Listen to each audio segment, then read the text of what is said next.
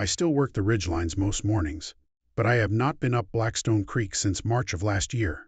I pass the trailhead sometimes in my patrol vehicle. I slow down, I look at the weathered entrance sign, and I keep driving. Every time I tell myself, it is just a trail. It is just a trail with trees and water and the kind of quiet that most people pay money to find. But that is not entirely true, and I have learned that knowing better and acting better are two very different things. My name is Daniel, and I have been a park ranger for the Appalachian National Forest for almost 17 years.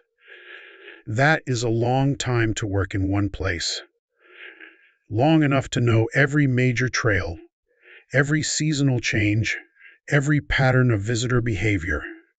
Long enough to believe that you understand a place. Long enough to understand that you are wrong. When I started this job in 2007, the forest felt manageable, knowable.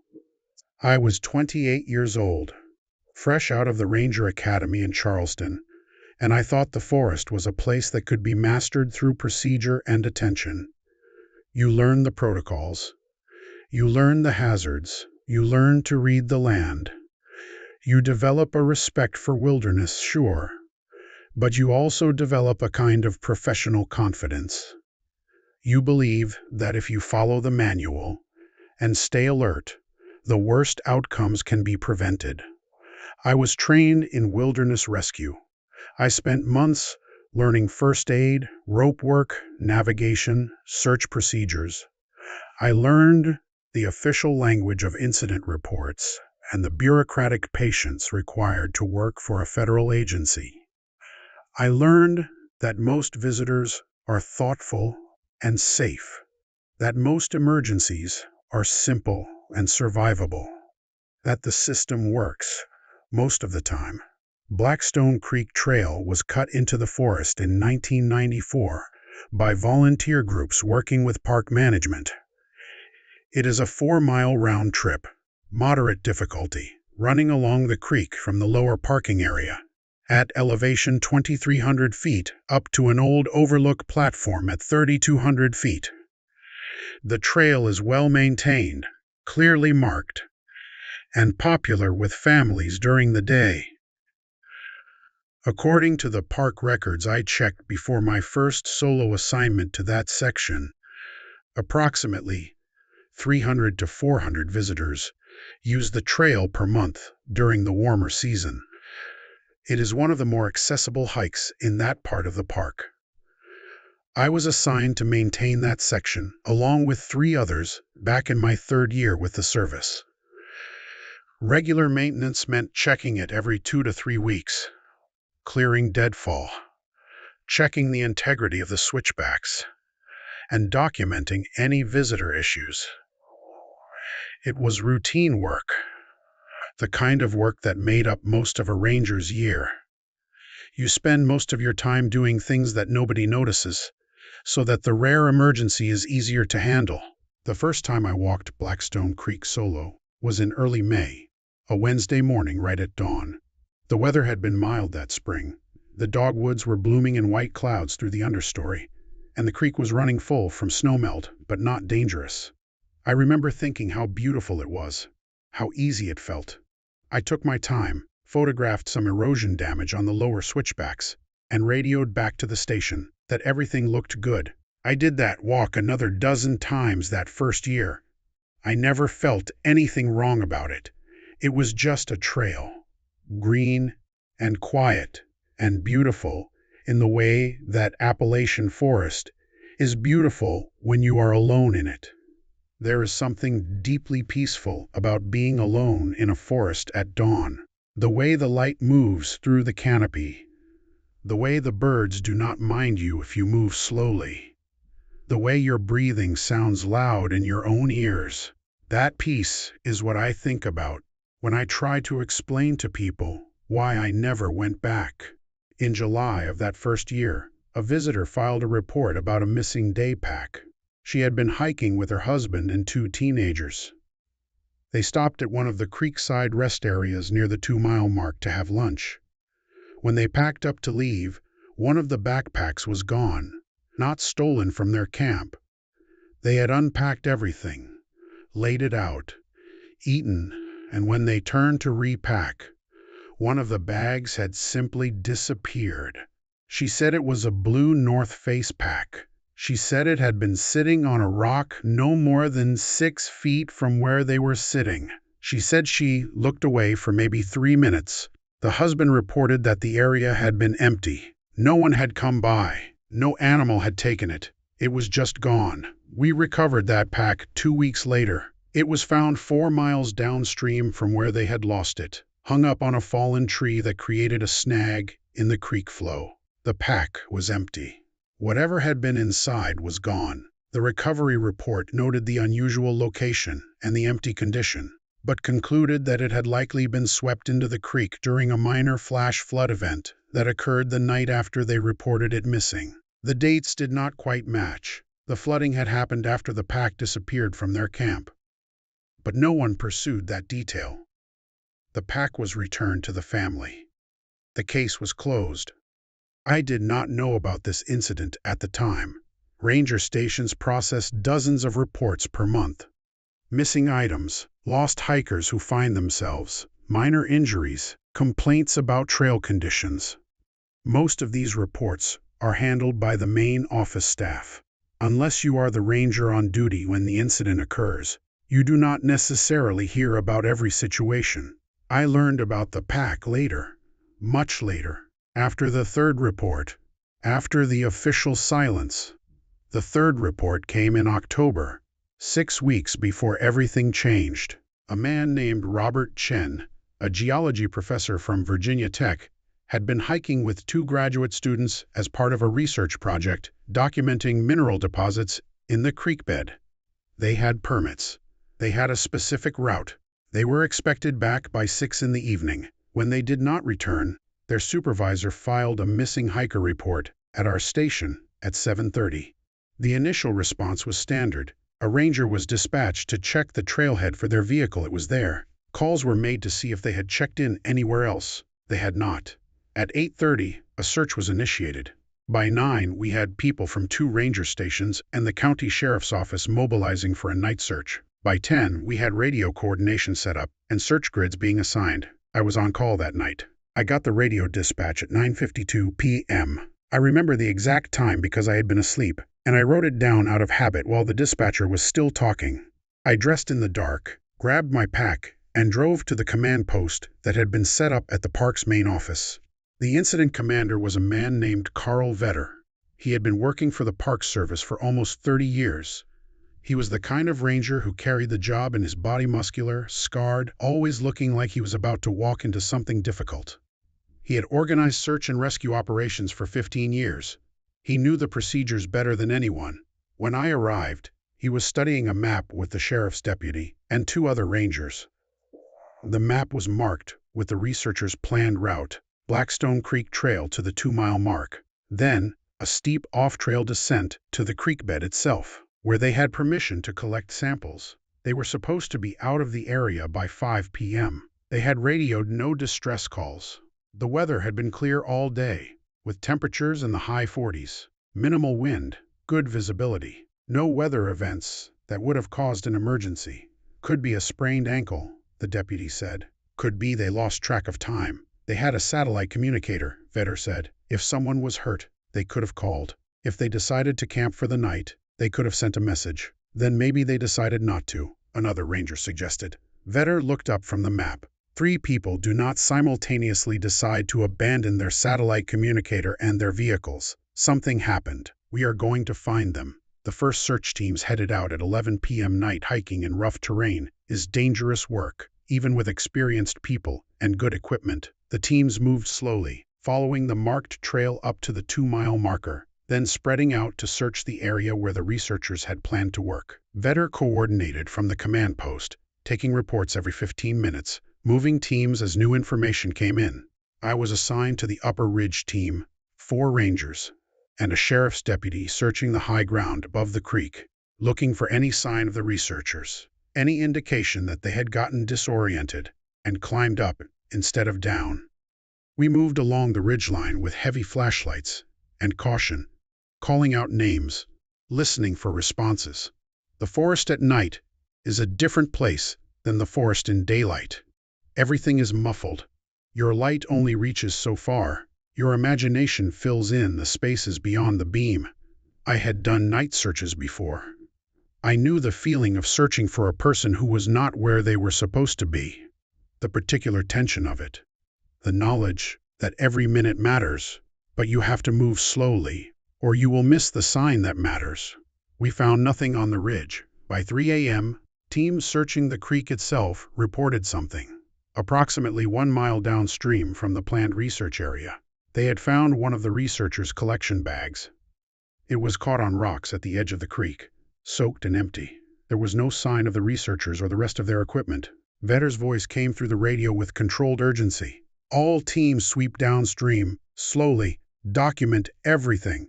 If someone has gone into the water, they are not moving fast.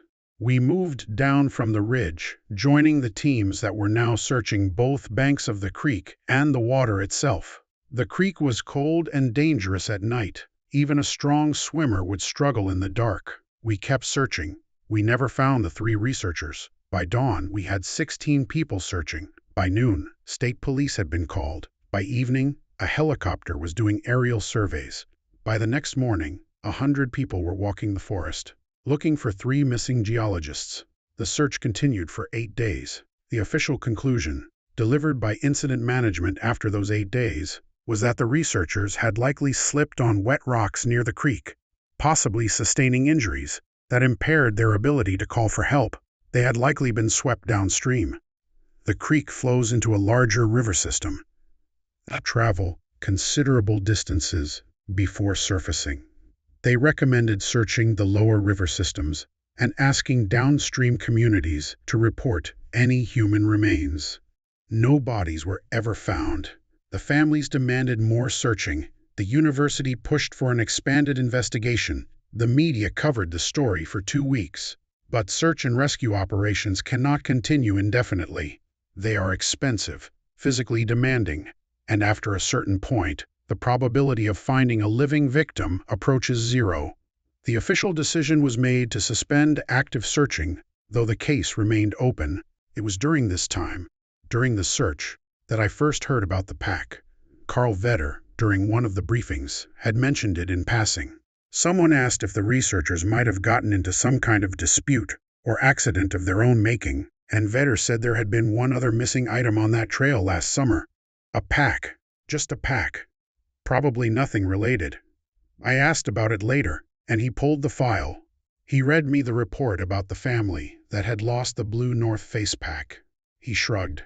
People drop things. Creeks carry them. It is not uncommon, but something about 2 items in 2 incidents on the same trail in less than 6 months felt worth noticing to me. I did not say anything about it then. I filed it away as the kind of coincidence that happens in a place large enough and busy enough. But I started paying attention.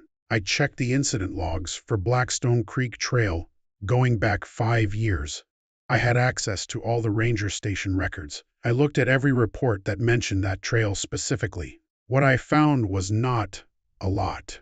A few minor injuries, complaints about trail conditions, several reports of lost hikers. But lost hikers are common on popular trails, and they are almost always found. 1 incident of vandalism on the sign. 1 report of a broken ankle that required rescue. And then I did something I should not have done. I went to the county courthouse and looked at the missing person reports filed for the county over the past 10 years. Not all of them were trail-related. Most were not. But I found something that made my breathing change. Between 2009 and 2016, 7 people had gone missing in this area of the Appalachian Forest. 7 separate incidents. 7 missing persons reports that eventually went cold. Of those 7, I found evidence that at least 3 of them had been hiking on Blackstone Creek Trail on the day they went missing. The others had been reported missing in the general area, but specific locations were not always documented. 3 confirmed, possibly 7 total. I brought this to Vetter. I printed out the records, highlighted the dates, showed him the pattern. I was young enough to still believe that patterns mattered to people in authority, that if you showed someone data, they would want to investigate. He looked at the documents for a long time. Then he looked at me. "How much time have you spent on that trail?" he asked. "Maybe 30 times. Maintenance walks.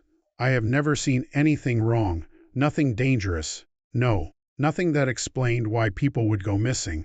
"No," I said. "That is why I am bringing it to you." He set the papers down on his desk.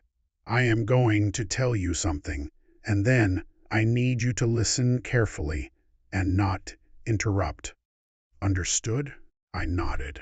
That trail sits on a boundary, not a visible boundary, not a marked boundary, but it is a boundary nonetheless. That boundary exists because of agreements that were made a long time ago, before I worked here, probably before your father was born.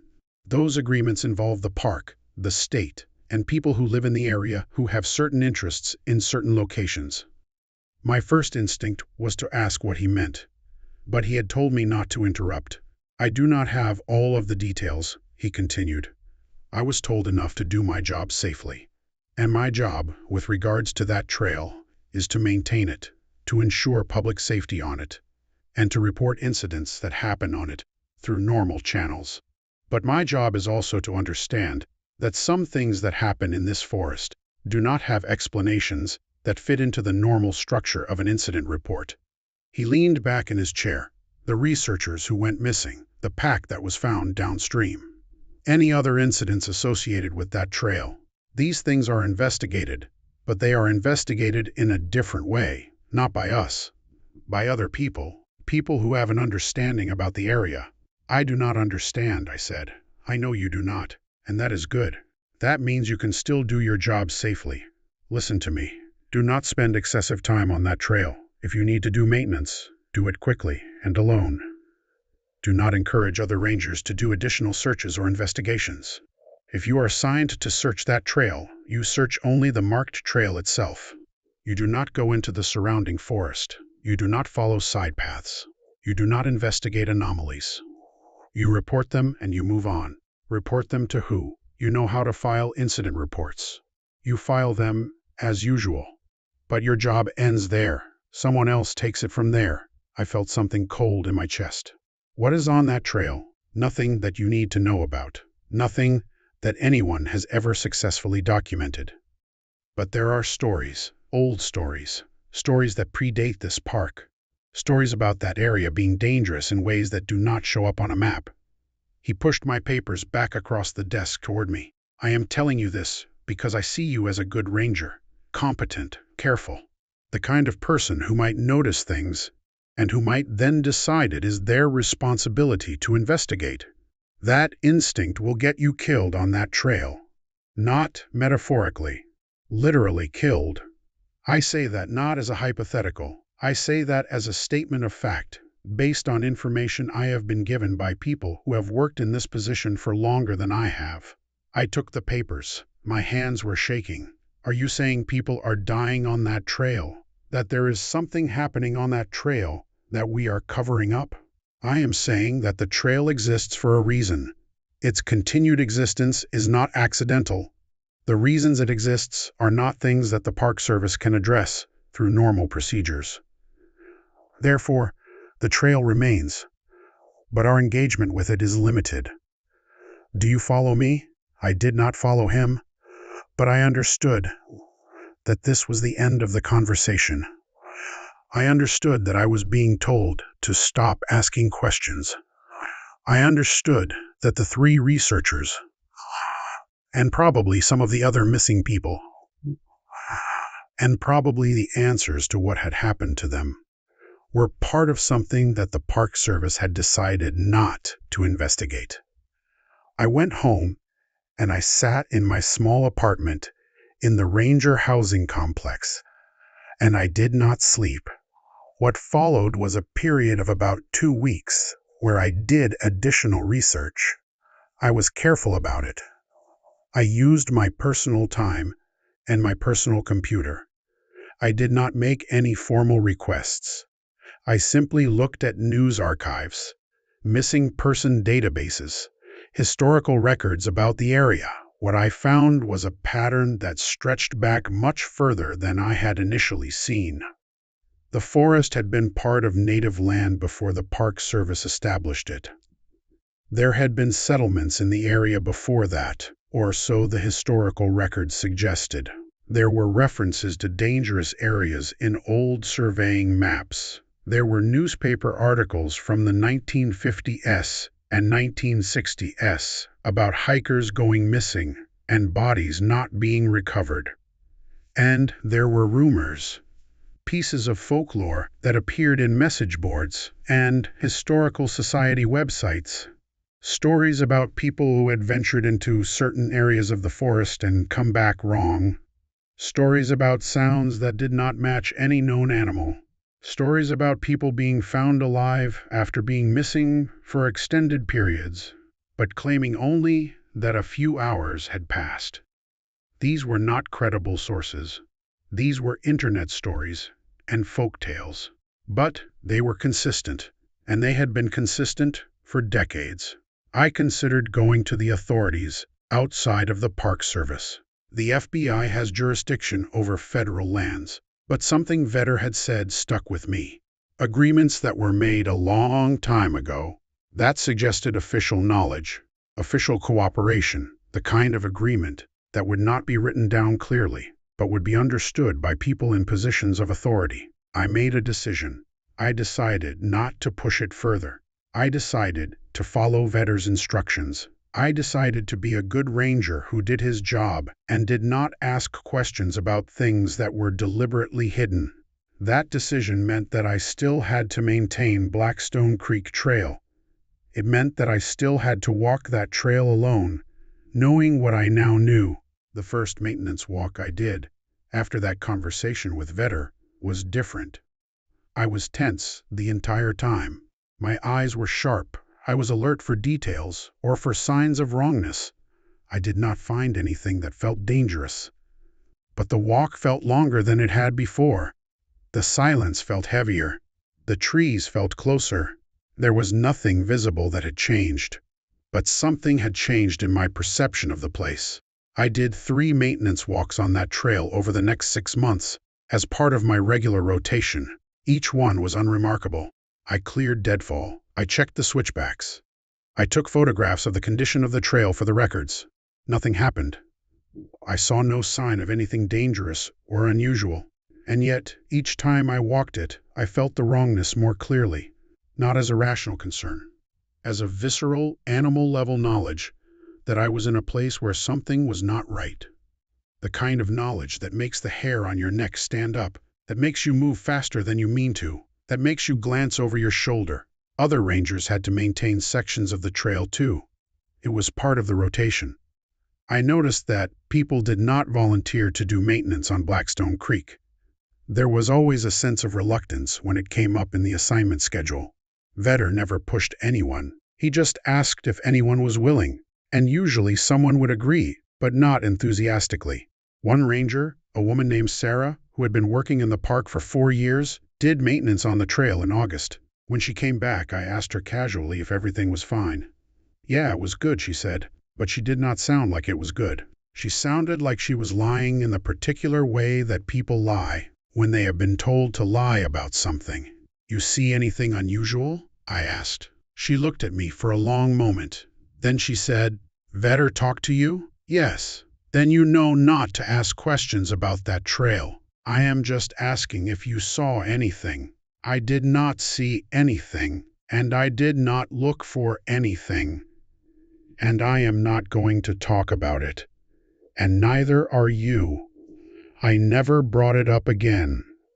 In October of that year, 2 weeks after Sarah's maintenance walk, a hiker went missing on Blackstone Creek Trail.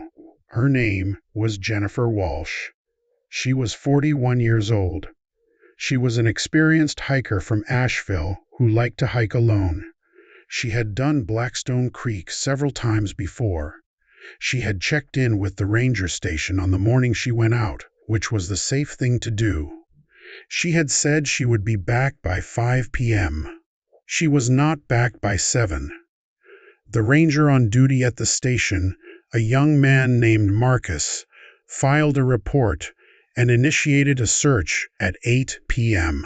This time, I was not assigned to search. Vetter specifically did not assign me.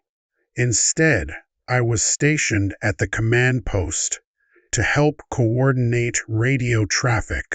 The search found no sign of Jennifer Walsh. Not that night, not the next morning, not during the 4-day search that followed. What they did find was her car, still parked at the trailhead. Her backpack, found 2 miles downstream from where she had been hiking, empty and torn, as if something had grabbed it and then released it.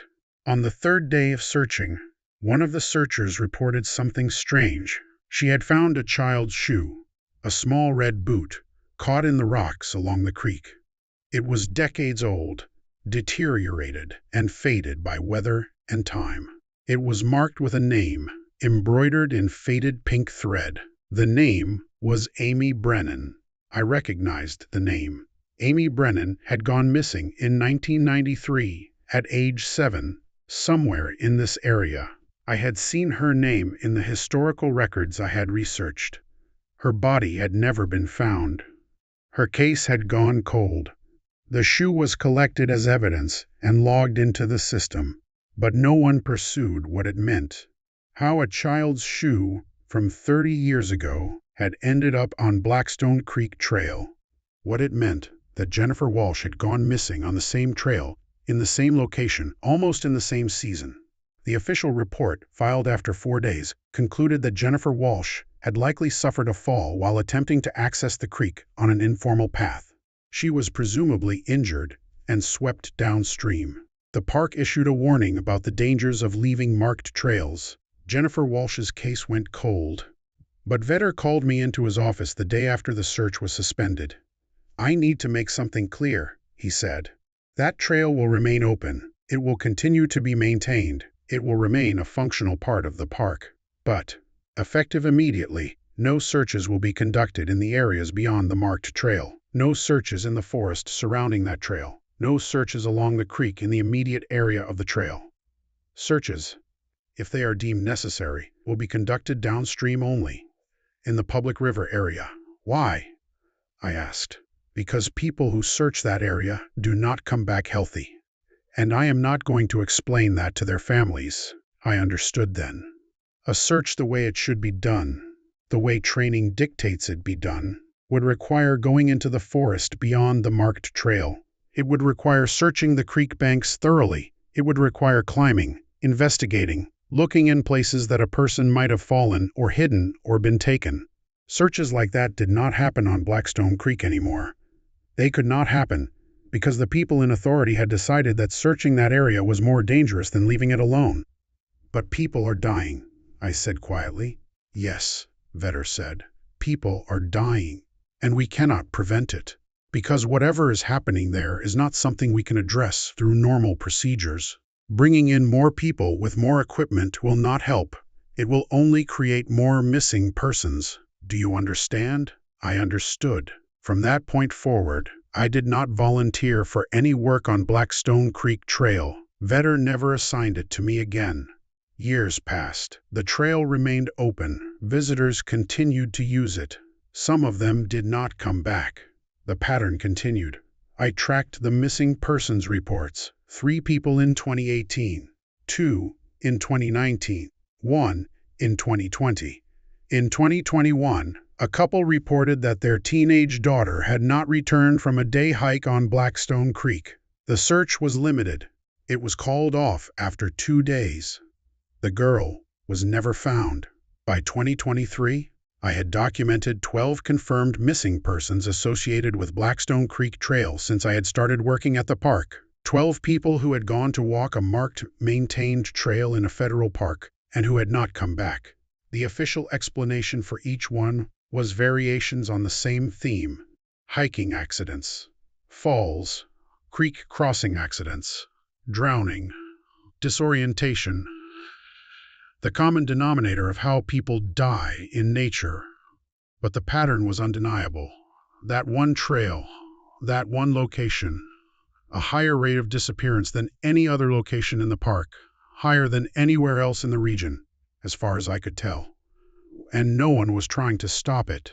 That was what made it unbearable. It was not just that people were dying, it was that the people in authority knew about it and had decided that the proper response was to do nothing. I considered quitting. I seriously considered it. I could not keep being part of a system that maintained a trail, knowing that people who used it had a statistically significant chance of disappearing. But quitting would not stop the disappearances. It would not change anything. It would only remove me from the position where I had information and access. So I stayed. And I did my job. And I did not search Blackstone Creek Trail beyond the marked path, no matter how much it cost me to maintain that discipline. By March of last year, I had been wrestling with it for long enough. I decided to do one thing, carefully and quietly. I was going to hike that trail one more time as a simple visitor, not as a ranger. I was going to pay attention to everything. And I was going to try to understand what the trail was, or what the area was that had decided to take people. I picked a clear day. I called ahead as a visitor, the way regular hikers do. I checked in at the ranger station.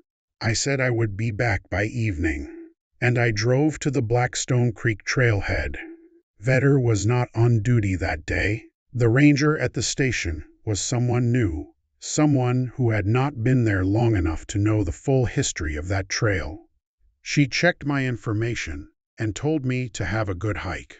I started up the trail at 10 a.m. The forest was beautiful that day. The weather was clear and cool. The creek was running at a good level, not too high, not too low. Early spring, everything starting to green, rhododendrons about to bloom. The kind of morning that made me remember why I had loved this job.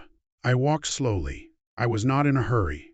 I had all day. I paid attention to the details. The way the light moved through the trees, the sounds, the smell of wet bark and spring growth, the feel of the path under my feet. About halfway up the trail, near the 2-mile mark where the researchers had turned off trail, I began to notice something small, a pattern in the rocks of the creek bed. The rocks seemed to be arranged in a way that was almost intentional. Not quite random. A formation that suggested something without being obvious about what. I did not leave the trail. I stood on the marked path and I looked at those rocks, and I realized that I had seen formations like that before.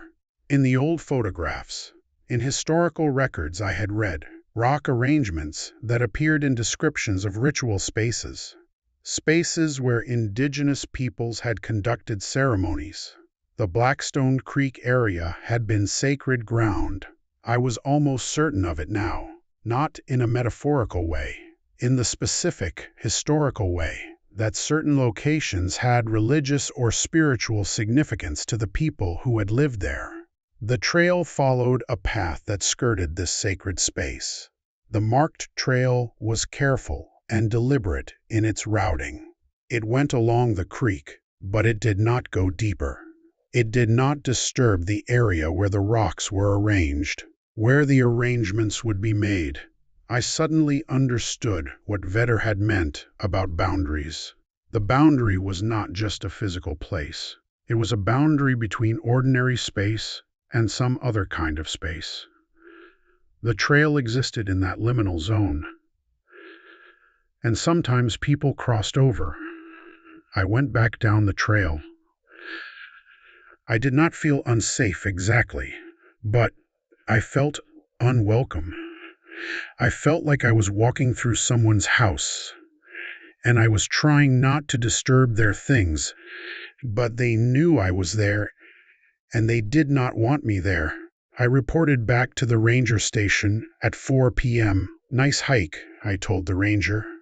Trail is in good shape. I went home, and I have not been back since.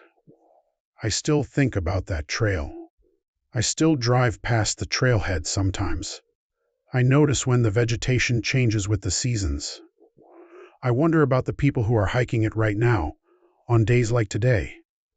I wonder if they understand what they are walking through. The official story is that Blackstone Creek Trail is just a trail.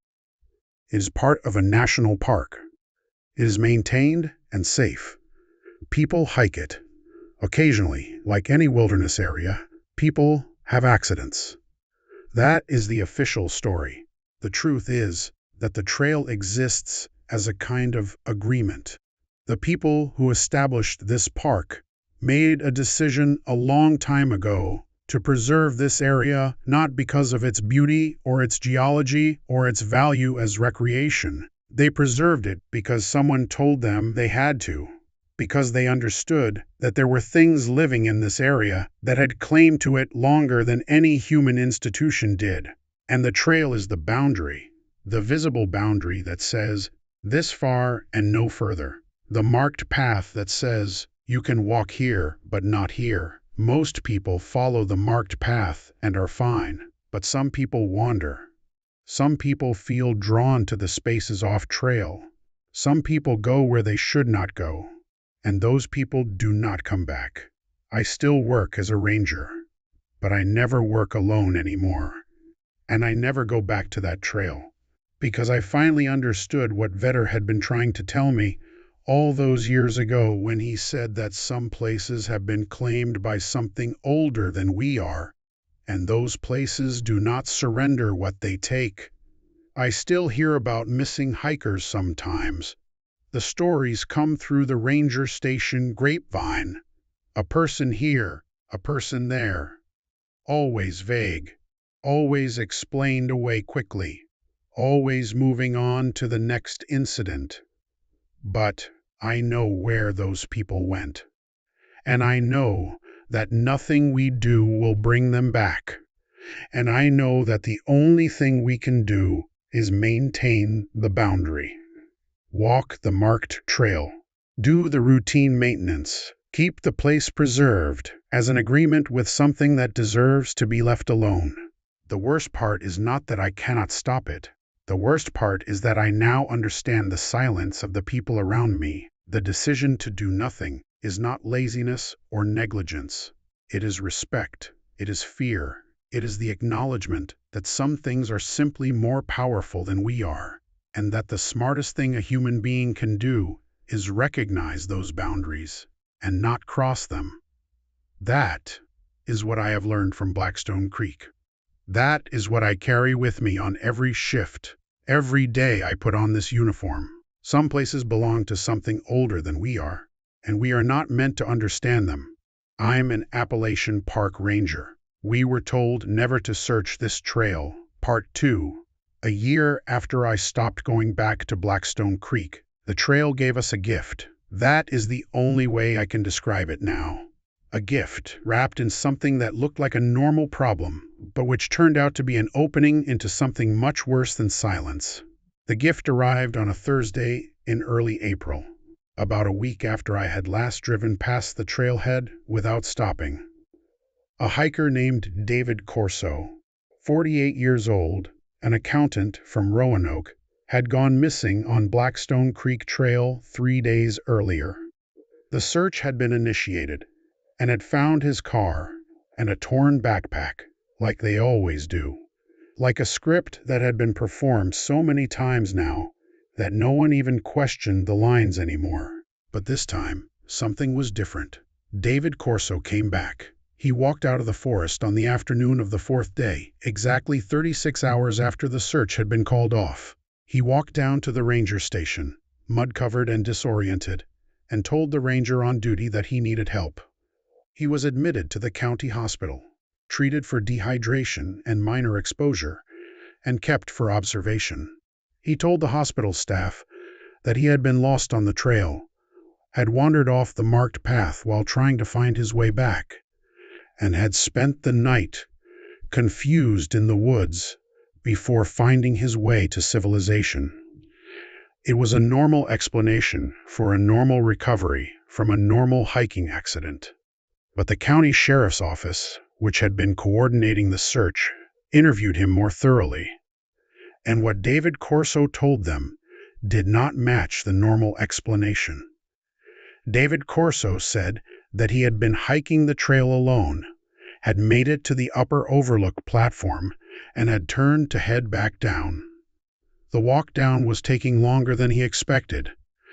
It was getting darker than he had anticipated. He decided to rest for a moment on one of the switchbacks. While he was resting, he heard a sound. He described it as a call, not an animal sound, not a human voice, exactly. Something in between. Something that made him want to stand up and walk toward it.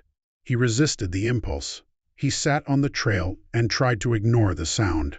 But it kept coming every few minutes from somewhere deeper in the forest beyond the trail, closer each time. He decided to leave. He stood up and started walking faster, trying to reach the trailhead before dark. But he became confused about the direction. The trail, which he had walked up just a few hours before, suddenly seemed to split in directions he did not remember. He took what he thought was the correct path down. It was not the correct path. He walked for what felt like an hour, but he had no way to be certain of the time, because his watch had stopped working. 12:43 p.m., and it did not start again. The forest around him changed. The trees became denser, the undergrowth thicker, the sounds different.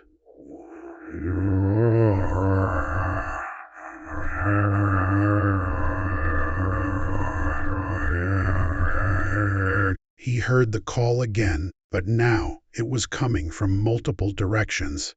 And now it sounded less like a call and more like voices. Voices that were almost speaking in a language that was almost English, but not quite. Words that were almost recognizable, but which twisted into something wrong when he tried to focus on them. He started to panic. He tried to retrace his steps, but the trees all looked the same. He called for help. His voice sounded strange in that forest. It sounded distant, even to his own ears, as if the sound was traveling away from him rather than outward. He walked until it got dark. At night, the forest became something else entirely. The darkness was absolute. He could not see anything. He had a flashlight in his pack, which he turned on, but the beam seemed to be absorbed by the darkness rather than illuminate anything. It was like shining a light into nothing, like the light was being swallowed. He walked through the night, moving slowly, using the beam of the flashlight even though it seemed useless. He tried to follow the sound of water, thinking that the creek could orient him, could lead him down to civilization. But when he finally felt water on his feet, it was not the creek that he had seen on the trail. This water was flowing in the wrong direction. It was flowing uphill. He could see it, black and gleaming in the darkness, moving up the slope instead of down. He did not try to follow it after that. At some point in the night, he found a small clearing, or he found what felt like a clearing. A space where the trees were less dense, where the darkness was slightly less absolute. He sat down. He tried to think clearly. He tried to remember the trail, the map, the direction. He tried to believe that when the sun rose, things would make sense again. Then he heard the voices more clearly, not from a distance now, close, surrounding him. And this time they were not almost words. This time he understood them, or he thought he understood them. They were saying his name, not his current name, not David, but a different name, a name he had heard before, maybe in childhood, before he had decided to be called David, a name that felt like his real name in a way that no name since had felt like his real name. He tried to move. He could not move. He tried to scream. He could not scream. He was aware of everything that was happening, but he could not make his body respond. The voices kept calling, the name that was his name, over and over, and then, in what felt like a single blink, but which must have been hours, it was morning. He was standing in a different place. He had no memory of getting there. The forest looked almost normal now. He could see the creek. He could see what looked like a trail.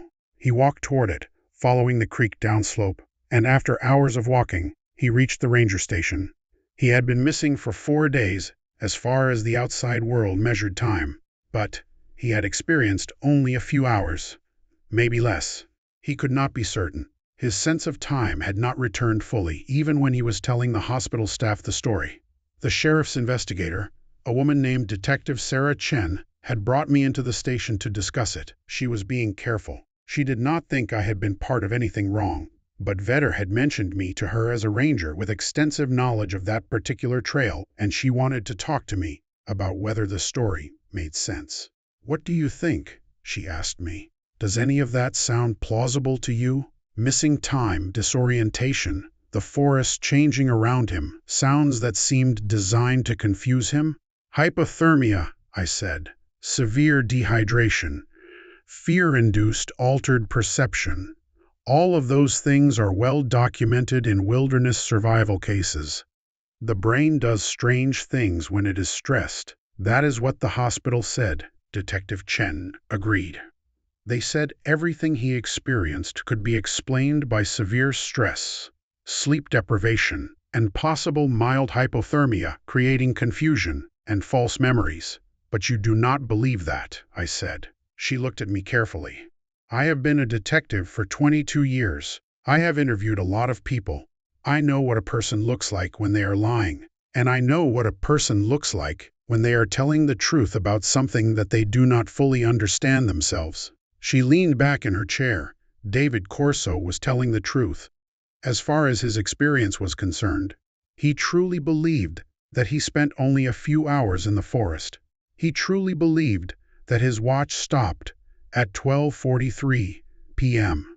He truly believed that he heard voices calling his name, a name that nobody had called him in 30 years, a name from before his adoptive parents renamed him when he was 5 years old. I felt something cold move through my chest. "He was adopted?" I asked.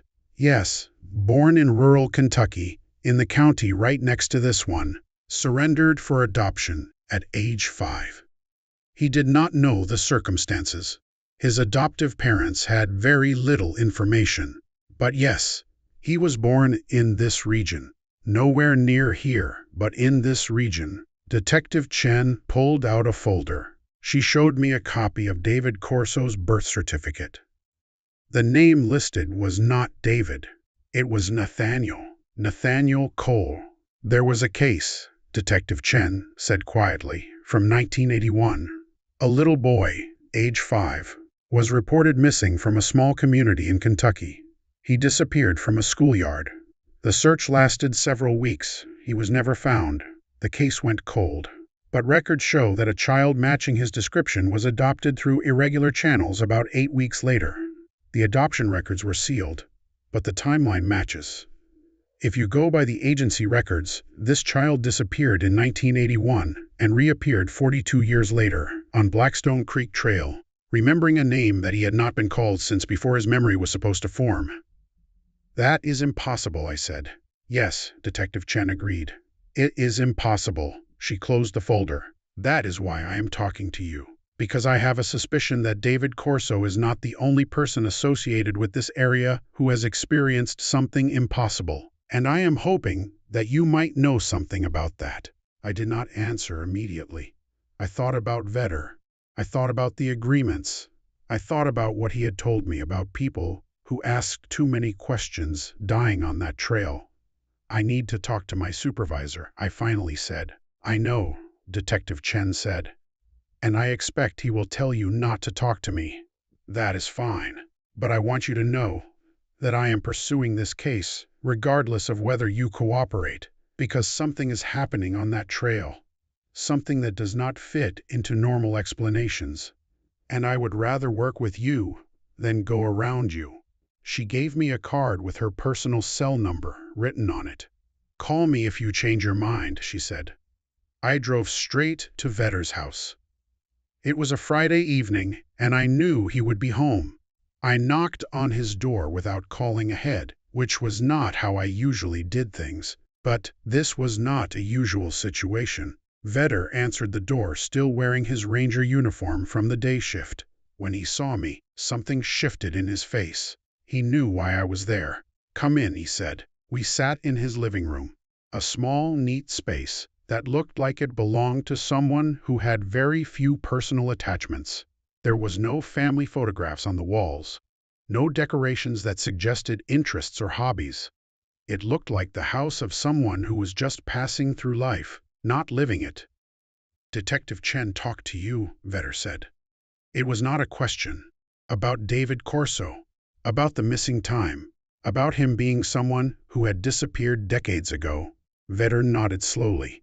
That is worse than I thought, he said. I had hoped that situation would resolve quietly. I had hoped that Corso would tell his story to the hospital. The story would be dismissed as stress-induced confusion, and that would be the end of it. But if Chen is investigating the adoption angle, then she is not going to stop. Is it true? I asked. Was he really missing for 42 years? Define missing, Vetter said. In terms of linear time as we measure it, yes. He left in 1981, and he returned in 2023. 42 years passed in the outside world. But from his subjective experience, only hours passed. I felt like the room was tilting slightly. How is that possible? I do not know, Vetter said. That is the honest answer. I do not know how it is possible. I only know that it happens, that it has been happening for longer than I have been aware of it, and that the people in authority over me are aware of it, and have decided that it is better to let it happen than to try to stop it. He stood up and walked to a bookshelf. He pulled down a volume that looked ancient. The spine was unmarked, and the cover was worn. He handed it to me. Open it, he said. I opened the book. Inside were pages of handwritten notes, maps, and newspaper clippings. The handwriting changed throughout the book, as if multiple people had contributed to it over time. The earliest entry was dated 1957. The most recent was dated 2 weeks ago. That is the real log, Vetter said. Not the official Park Service log. The actual record of what happens on and around Blackstone Creek Trail. Every verified disappearance. Every documented anomaly. Every piece of information that I have been able to gather from rangers who worked here before me and rangers who work here now. I began to read. The entries were organized by year. Each entry included the date, the person's name if known, a description of what happened, and notes about official explanations versus what witnesses or searchers actually believed had occurred. 1957, 2 hikers reported missing. Found 3 days later, claiming they had been lost overnight. One of them, a man named Gerald Pittman, stated that the forest had seemed to move around them, that trails they had walked disappeared when they tried to retrace their steps, that they had heard voices speaking their names. He was institutionalized shortly after for nervous breakdown. His account was dismissed. 1963. A ranger, James Blackwood, was sent to investigate reports of unusual markings on trees along the creek. He returned agitated and requested transfer to a different section of the park. When asked about the markings, he refused to discuss them. He stated only that the area was claimed and that rangers should not interfere. He resigned 6 months later and moved to Arizona. He died in a car accident in 1965. 1972. A young woman, Margaret Solis, was reported missing after a day hike. Her car was found at the trailhead. 3 weeks later, she walked into a town 50 miles away and reported that she had become lost and had wandered for what she thought was a single night. But her hair had grown 6 inches, and her clothes had deteriorated significantly, suggesting exposure for much longer than one night. She had no memory of time passing. She was taken to a hospital for evaluation, where she was diagnosed with acute stress disorder and temporal dissociation. She was released after 2 weeks of treatment. She committed suicide 5 years later. 1981. A 5-year-old boy, Nathaniel Cole, was reported missing from a community adjacent to the park. Despite extensive search efforts, he was never found. The case remained open. Records suggest he may have been located in the adoption system 42 years later, though this has never been officially confirmed. 1994. A park ranger, David Hutchins, requested immediate transfer after conducting maintenance on Blackstone Creek Trail. He claimed to have observed spatial anomalies along the creek bed, areas where the distance between trees seemed incorrect, places where the ground seemed to exist at two elevations simultaneously. He was examined by a psychiatrist, found to be experiencing stress-induced hallucinations, and was given a transfer and mandatory counseling. He never returned to ranger work. 2003, 4 separate hikers reported missing over a 6-month period. 3 were found on their own, disoriented, and claiming minimal time had passed. 1 was never found. Of the 3 who were recovered, 1 reported that they had been aware of other people in the forest with them, people who looked like versions of themselves, people who tried to convince them to follow. Another reported memories of places that did not exist, of buildings and roads that appeared to be in the location of the forest but which had no physical reality. The log went on. Entry after entry. Disappearances, recoveries with impossible details, people who came back wrong, people who did not come back at all. I looked up from the book. This is all documented, I said. This is all recorded. Why is not something being done about this? Because it cannot be stopped, Vetter said. That is what I eventually understood. This is not a problem that can be solved by traditional methods. You cannot arrest something that is not human. You cannot investigate something that does not follow the laws of physics. You cannot document something that exists partially outside normal reality. So what is it? I asked. I do not know. I have theories. I have had conversations with people who might know, but I do not have certainty. What I know is that the trail sits on a location that is significant to something that existed before humans walked these mountains, something that has some claim to this land, that is older and stronger than any claim we might have. He sat back down. The agreements I mentioned to you before, those agreements are not formal. There are no documents, but they have been understood, person to person, ranger to ranger, for at least since 1957, possibly much longer. The understanding is that the trail will remain open and accessible to the public. We will not restrict access. We will not post warnings that might deter people from using it. But we will not investigate beyond the marked trail. We will not search the surrounding forest with force. We will not use technology to map or understand the area. We will accept the disappearances. We will explain them as accidents. And in exchange, the incidents remain localized to the trail and the immediately surrounding area. They do not spread. They do not increase significantly. The situation remains stable. That is not an agreement, I said. That is a hostage situation. Yes, Vetter said. That is an accurate description. But we are the ones in the position of hostage. The hostage taker is something that we cannot fight. So we have accepted the terms. What about the families? What about the people who disappear? What about them? Vetter asked. And his voice was not unkind, but it was tired. What would you have us do, Daniel? Search the forest and risk losing more people? Publicize that certain areas are dangerous and try to keep people away, which would draw media attention, which would eventually result in federal investigation, which would then either confirm what we suspect and result in even worse outcomes, or would find nothing and make us look like we have been making up stories. He shook his head. The people who disappear are sacrifices. That is a horrible thing to say, but it is the truth. They are sacrifices made to keep the situation contained, to keep something from expanding beyond the boundaries it has already claimed. It is a bargain struck in blood. I felt sick. There has to be another way, I said. If there is, I have not found it in 27 years of trying. We sat in silence for a long time. What happens now? I asked. With Detective Chen investigating? We manage it, Vetter said. The same way we have always managed things. Chen will pursue her investigation. She will collect evidence about David Corso's impossible timeline. She will find inconsistencies in records and anomalies in the case files. She will become convinced that something is seriously wrong, and then she will either drop the investigation because she cannot prove anything, or she will become a problem that needs to be dealt with. Dealt with how? Vetter did not answer. You cannot be serious, I said. You cannot be suggesting that you would harm a law enforcement officer to keep this secret. I am not suggesting anything.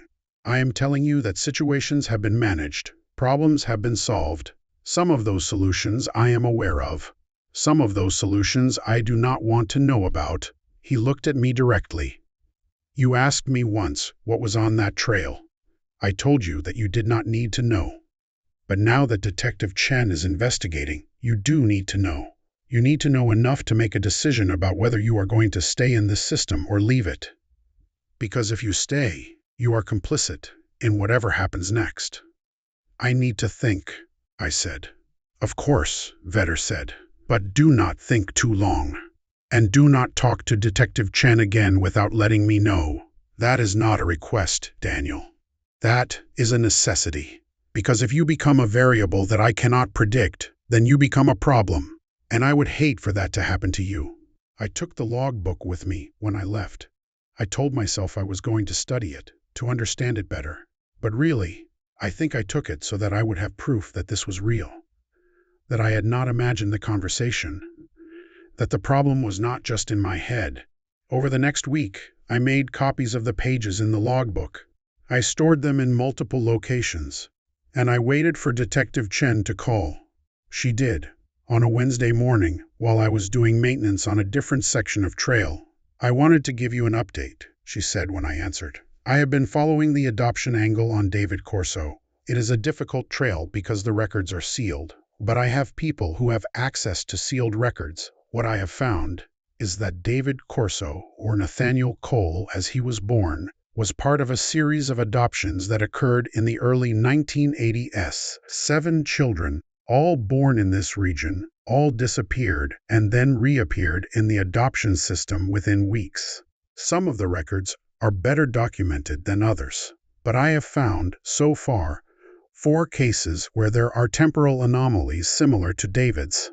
Children who disappeared young and returned decades later, as young children or teenagers, all claiming missing time had been brief. That is disturbing, I said, because I did not know what else to say. It is more than disturbing. It suggests a pattern that spans decades. It suggests that something in this area has some ability to extract people from normal time and space, and to return them, but not in the way that they departed. She paused. I need to ask you directly, is there something about that trail that the Park Service is not telling me? Is there something that you know? I thought about what Vetter had said. I thought about the consequences of telling her. I thought about the consequences of not telling her. Yes, I said. I need to meet with you, in person, somewhere away from both of our offices. We agreed to meet at a diner about 30 miles from the park, neutral territory. I drove there on my day off. Detective Chen was waiting in a back booth, a cup of coffee in front of her, her notebook already open. Thank you for meeting me, she said as I sat down. I am not sure this is a good idea, I said. It probably is not, she agreed. But we are past the point where good ideas matter. Something is happening on that trail. Something that has been happening for decades. And people need to know about it. People knowing about it will not help, I said. It will make things worse. How could things be worse? People are disappearing. People are experiencing temporal distortion. People are being damaged by whatever is occurring in that location. And if we try to stop it, it will expand, I said. That is the theory. That if we move against it too aggressively, the boundary will move. The disappearances will spread beyond the trail. They will happen all through the park. Then, all through the region. Detective Chen set down her coffee cup. You believe that, she said. I believe that it is what we have been told. Whether it is true, I do not know. Who told you? My supervisor. A man named Carl Vetter. He has worked in this park for almost 30 years. He has a log, a personal record of every disappearance and every anomaly associated with Blackstone Creek Trail going back to 1957. I want to see that log. I cannot show it to you, but I can tell you what is in it. I told her about the entries, about the temporal anomalies, about the people who had come back changed, about the understanding that had been reached with something that could not be named. As I was talking, I noticed Detective Chen's expression change. She was not surprised. She was not skeptical. She was sad. I already knew most of this, she said quietly, not from the log. But I have been investigating missing persons cases for over 2 decades. I have worked in 4 different counties. And there is a pattern. In every region where there is historically significant land that was sacred or significant to indigenous peoples, there are missing persons cases that do not fit normal explanations. Cases that are closed without resolution. Cases where the victims, when they are found, experience temporal distortion or memory gaps or other neurological symptoms that cannot be explained by standard medical science. She pulled out a map.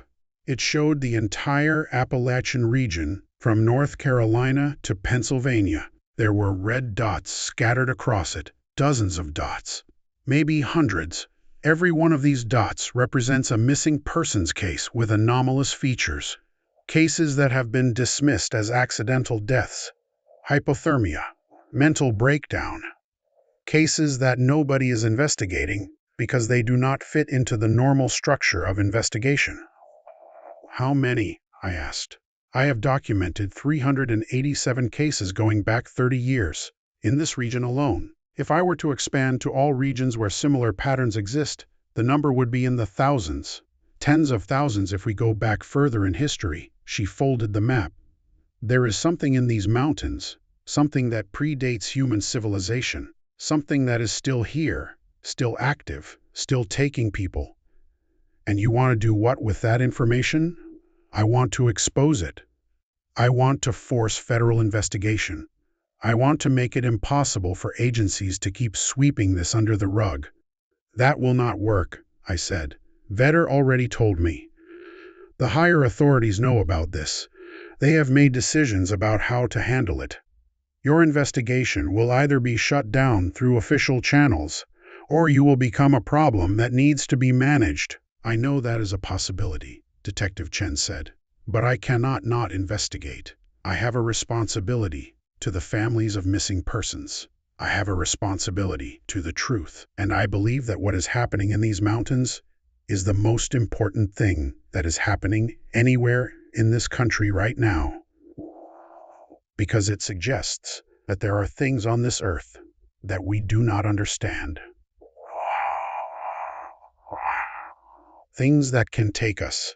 Things that can do things to us that we have no defense against. She looked at me directly. I need your help. I need you to help me gather more evidence. I need you to help me document what is happening on Blackstone Creek Trail. I cannot do that, I said. If I do that, I will be crossing a line that cannot be uncrossed. I know. If I do that, I will lose my job, at minimum.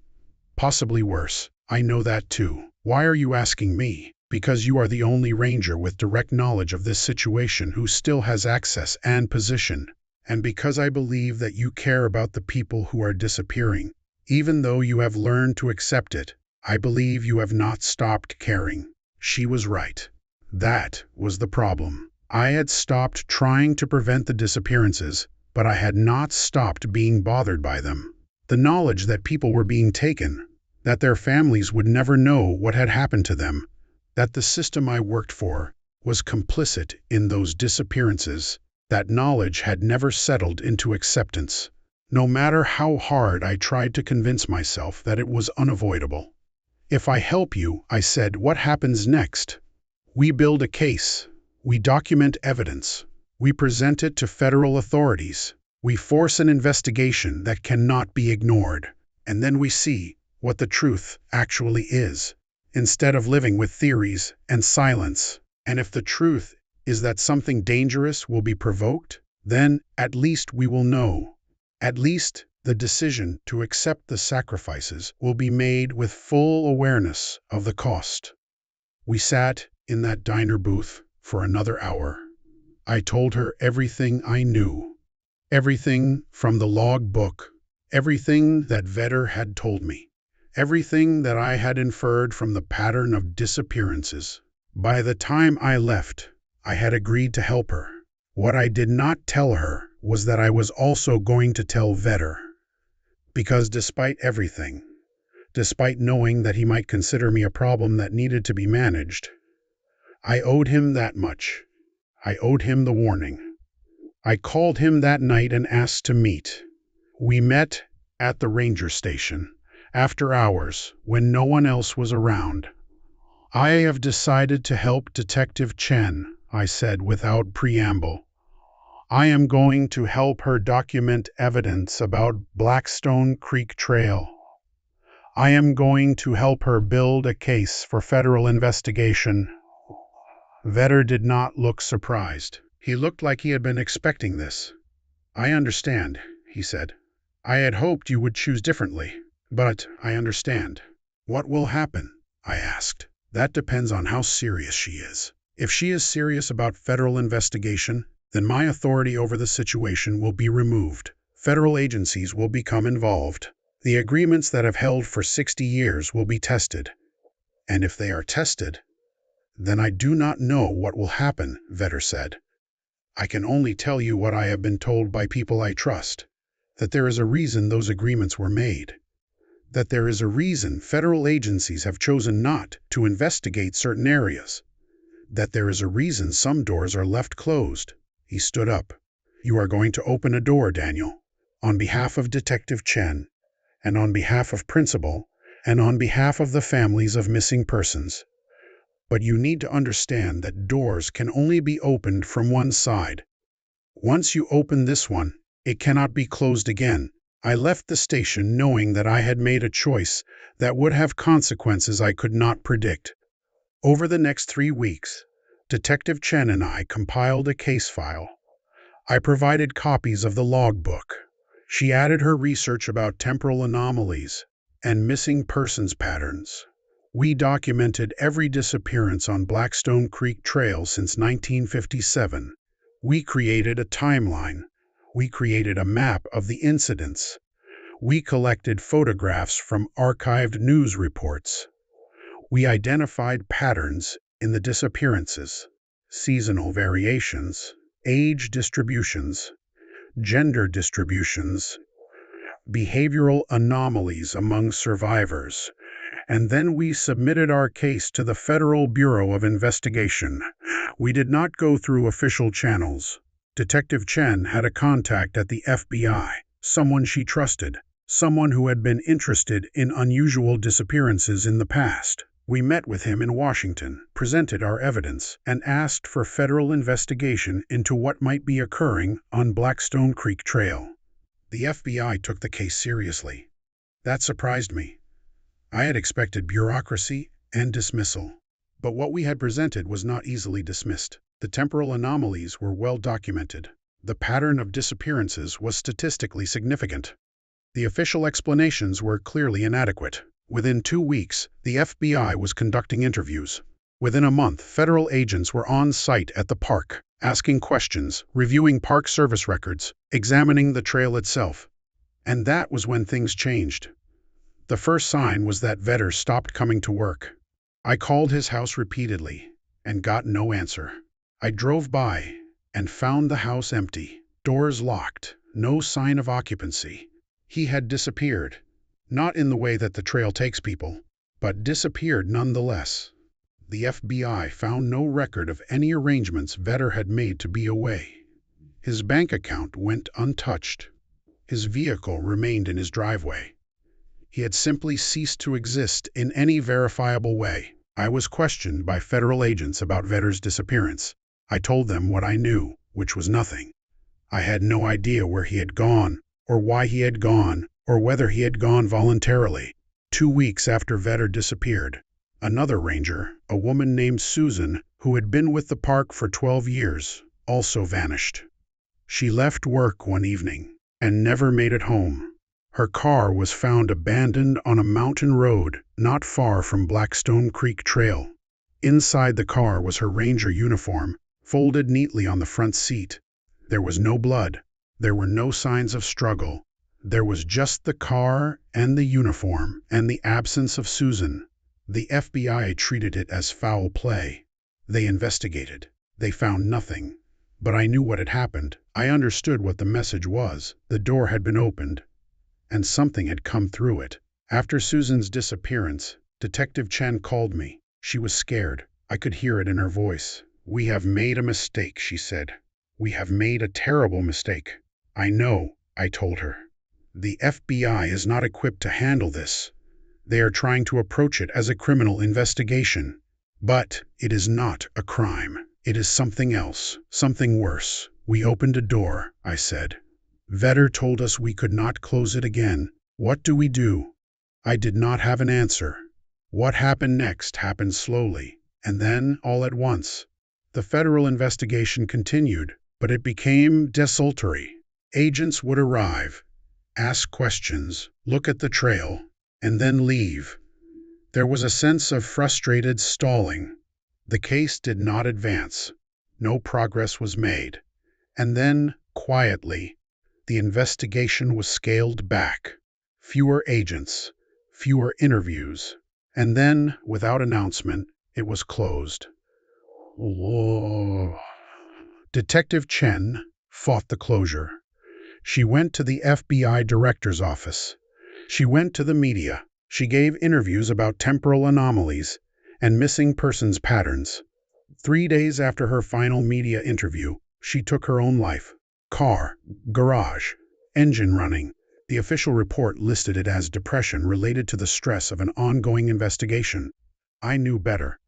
I knew that she had been a threat to whatever agreement was being renegotiated, and I knew that her death was not a natural consequence. It was a consequence of opening that door. I tendered my resignation 6 months later. I could not continue working for a system that was complicit in these disappearances. I could not continue maintaining that trail, knowing what it was. I could not continue pretending that the silence was justified. What I did not do was expose the truth publicly. I did not follow Detective Chen's path, because I understood, finally, what Vetter had been trying to teach me. That there are forces greater than human will. That there are agreements that cannot be violated without cost. That the worst thing that can happen is not that people disappear. The worst thing that can happen is that we stop taking responsibility for what we do to stop them. But the door remains open. The FBI case may have been officially closed, but the federal government knows now. The knowledge is out there, and eventually, someone will open the door again. And the question that will be answered then is whether we have learned anything from this first attempt. I still live in the region. I do not work as a ranger anymore, but I have not left. I have a job as a naturalist, doing education work with schools and community groups. It keeps me away from Blackstone Creek Trail, but I drive past it sometimes. I watch the trailhead. I count the cars in the parking lot. I see the people getting out, day packs on their shoulders, excited to spend a day in nature. And I never warn them. I never tell them what I know, because Vetter was right. Telling them would not help. It would only make them scared. And scared people make worse decisions. The only thing I do is notice when someone does not come back. I read the missing persons reports. I attend the press conferences where families ask for help finding their loved ones. And I carry the knowledge of what actually happened to them. Knowledge that I will never share. That is the real curse of this place. Not the disappearances, not the temporal distortions, not the impossible things that happen on that trail. The curse is the knowledge. The curse is understanding and being unable to act. The curse is knowing that the best thing you can do to keep the situation from getting worse is to do nothing. The trail is still open. People still disappear. And I still live with the silence. Park rangers found footprints around the missing persons tent. I have been a lead search and rescue coordinator for the National Forest Service for almost 20 years, and in that time, I have learned that the most disturbing discoveries are never the obvious ones. When someone goes missing in a wilderness area, you expect to find certain things. You expect to find evidence of struggle. You expect to find bodies, sometimes in advanced stages of decomposition. You expect to find gear scattered or torn. You expect the physical evidence to tell a story that your training has prepared you to understand. But sometimes, the evidence tells a story that should not be possible. And the most terrifying discovery is not the discovery of a body, but the discovery that what happened makes no sense according to the rules you have built your entire career understanding. This is the account of what we found in the High Peaks Wilderness area on a cold morning in late September, and what the discovery meant for those of us who had to try to make sense of it. My name is Michael Torres, and I have worked in wilderness rescue and recovery for the National Forest Service for 19 years. I started as a general ranger, worked my way up through rescue training, and for the past 7 years, I have been the lead coordinator for search and rescue operations in a region that covers roughly 800 square miles of federal forest, most of it in rugged, high-altitude terrain. The work is physical, often frustrating, sometimes tragic, but it is important work. When people go missing in the wilderness, my team and I are the ones who try to bring them home. The call came in on a Monday morning in late September. A hiking group was reported overdue. They had planned a 5-day camping trip into the High Peaks Wilderness, which is some of the most beautiful and unforgiving terrain in the state. The group consisted of 4 experienced backpackers, all in their 30s and 40s, all with multiple trips into the wilderness. They had filed a detailed itinerary with the ranger station and were expected to return on Sunday evening. When they did not return by Tuesday morning, a family member filed a missing persons report. The initial response was routine. Weather had been good during their planned trip window. There were no reports of accidents or injuries at the trailheads. Their vehicle was found in the parking lot, undisturbed. Everything suggested that they had simply stayed out longer than planned, which is not uncommon in wilderness hiking. Experienced hikers sometimes decide to extend their trips, and if they do not have satellite communicators, there is no way to notify anyone until they return. But routine became urgent at 2 p.m. on Tuesday, when the search coordinators received a call from a park ranger who had been patrolling a different area of the wilderness and had come across what appeared to be an abandoned campsite, with one of the group's tent still set up and one of the hikers missing. The ranger's name was David Chen. He had been doing a routine patrol of a remote area that was not on the missing group's planned route. He had seen smoke from a campfire and had gone to investigate, thinking perhaps it was an unregistered camping group. What he found was a campsite that had been in use recently, with a 3-person tent that was partially collapsed, with gear scattered, and with 1 person missing. The person who was there, a man named Robert Walsh, was alive but seriously disoriented. He had been found inside the tent, lying in his sleeping bag, and he had been confused about what day it was. He thought it was Sunday. He had no recollection of Monday. He had no recollection of why the others were not there. He had been cold and dehydrated, but there was no evidence of injury or illness that would explain his condition. I was notified at 2:30 p.m. and was on site by 4 p.m. What I found when I arrived was a scene that did not match anything in my experience. The campsite was at approximately 9,000 feet elevation, in a high meadow area surrounded by dense coniferous forest. The meadow was about 3 acres, relatively open, with good visibility in all directions. This was important because it meant that if anything had happened, there should have been visible evidence. The tent where Robert Walsh had been found was a 3-person dome tent, reasonably well constructed, set up properly. The tent was not torn or damaged in any way that suggested animal activity or violent intrusion, but it was partially collapsed, which indicated that it had been subjected to weather or some kind of external pressure. Inside the tent, we found Robert Walsh's sleeping bag, some clothing, a water bottle, and a first aid kit. We found no indication of violence, no blood, no torn fabric, no signs of struggle.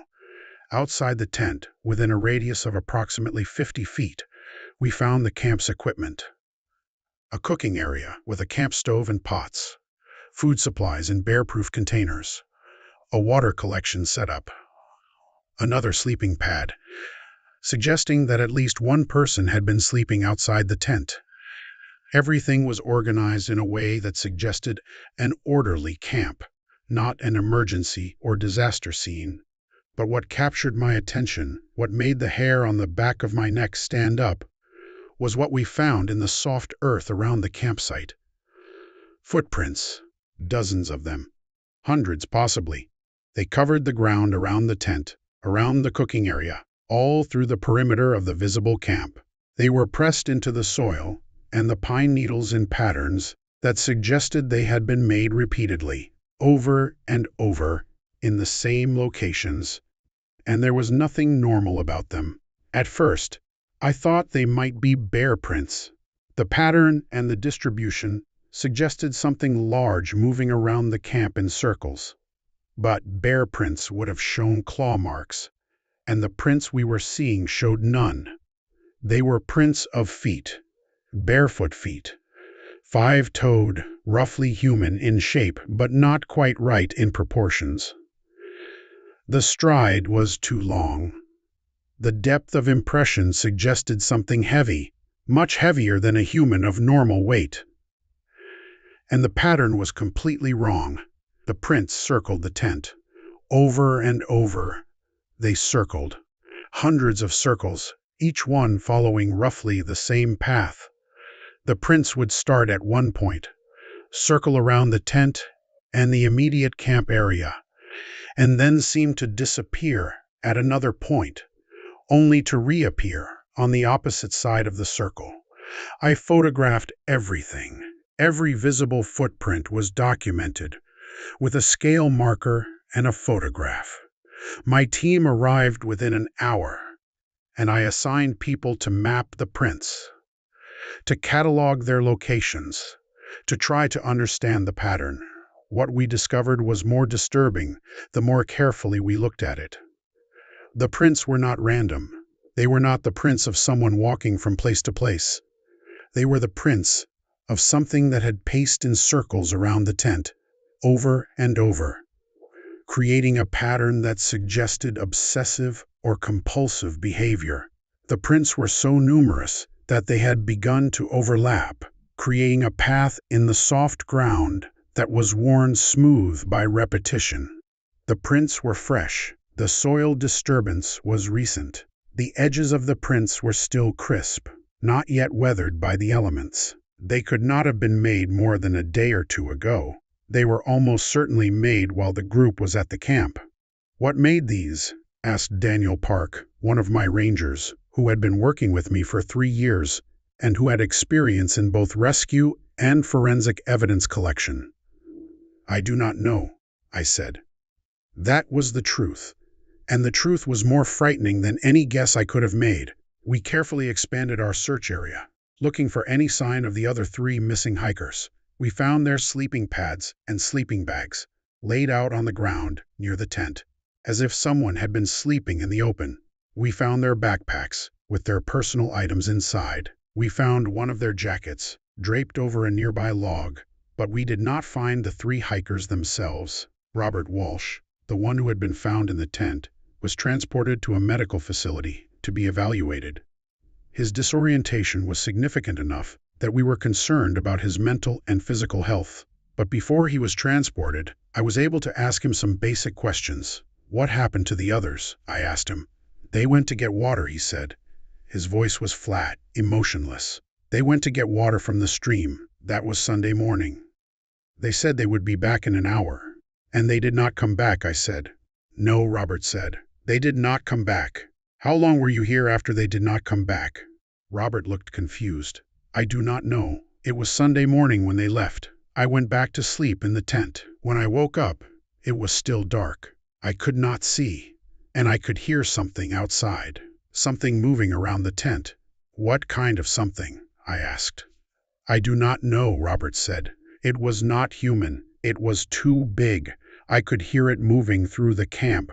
Over and over, it was moving in circles, like it was looking for something. Or looking for me." I was afraid to leave the tent. I stayed inside, and I could hear it all night. "How many nights?" I asked. "I do not know," Robert said. "It felt like one night, but it felt very long. By the time the ranger came, I thought it was still Sunday, but the ranger said it was Tuesday." Robert was then taken away by the medical evacuation team, and I was left with the evidence and the questions. The most obvious concern was the 3 missing hikers. We conducted a search of the immediate area, and then expanded it in concentric circles. We searched the stream where they had said they were going to get water. We searched the forest in all directions. We found no sign of them, no blood, no bones, no clothing, no bodies. They had gone to get water on Sunday morning and had ceased to exist. We brought in additional resources. By Wednesday, we had 20 people searching the area. By Thursday, we had 40. The search was coordinated with state police and with the FBI, which automatically gets involved in wilderness disappearances that could be suspicious. On Friday morning, one of the search teams found something. They found a water container, one of the group's collapsible water carriers, wedged between rocks in the stream, about 200 yards from the camp. It was empty. It showed no signs of damage. It was just there, as if it had been deliberately placed. That was the first piece of physical evidence that suggested what had happened was not a normal accident. I brought in a forensic team to examine the footprints more carefully. The team consisted of a woman named Dr. Sarah Vance, who was a forensic expert with experience in unusual evidence collection, and her assistant, a young man named Marcus who had recently graduated from a forensics program. Dr. Vance examined the prints for 4 hours. She photographed them from multiple angles. She made measurements of depth, width, and stride. She created casts of several of the clearest prints using plaster of Paris, and when she was finished, she pulled me aside to discuss her findings. These are human footprints, she said. 5 toes, mammalian foot structure, bipedal gait. But they are not normal human footprints. Can you be more specific? I asked. The depth suggests significant weight. Normal human footprints at this elevation, in this type of soil, show an average depth of 1.5 to 2 inches. These prints are between 4 and 6 inches deep. That suggests the person making them weighed significantly more than average, 250 to 350 pounds, perhaps more. That could be a large person, I suggested. It could, Dr. Vance agreed. But there is another problem: the stride length, the distance between successive prints in the walking pattern. Normal human stride for an adult is approximately 2.5 feet. These prints show a stride of approximately 4 feet. That is unusually long for any human, even an unusually tall person. She showed me the photographs she had taken. And there is this, she said, pointing to a detail in one of the prints. The shape of the foot. The proportions are slightly wrong. The toes are longer than they should be.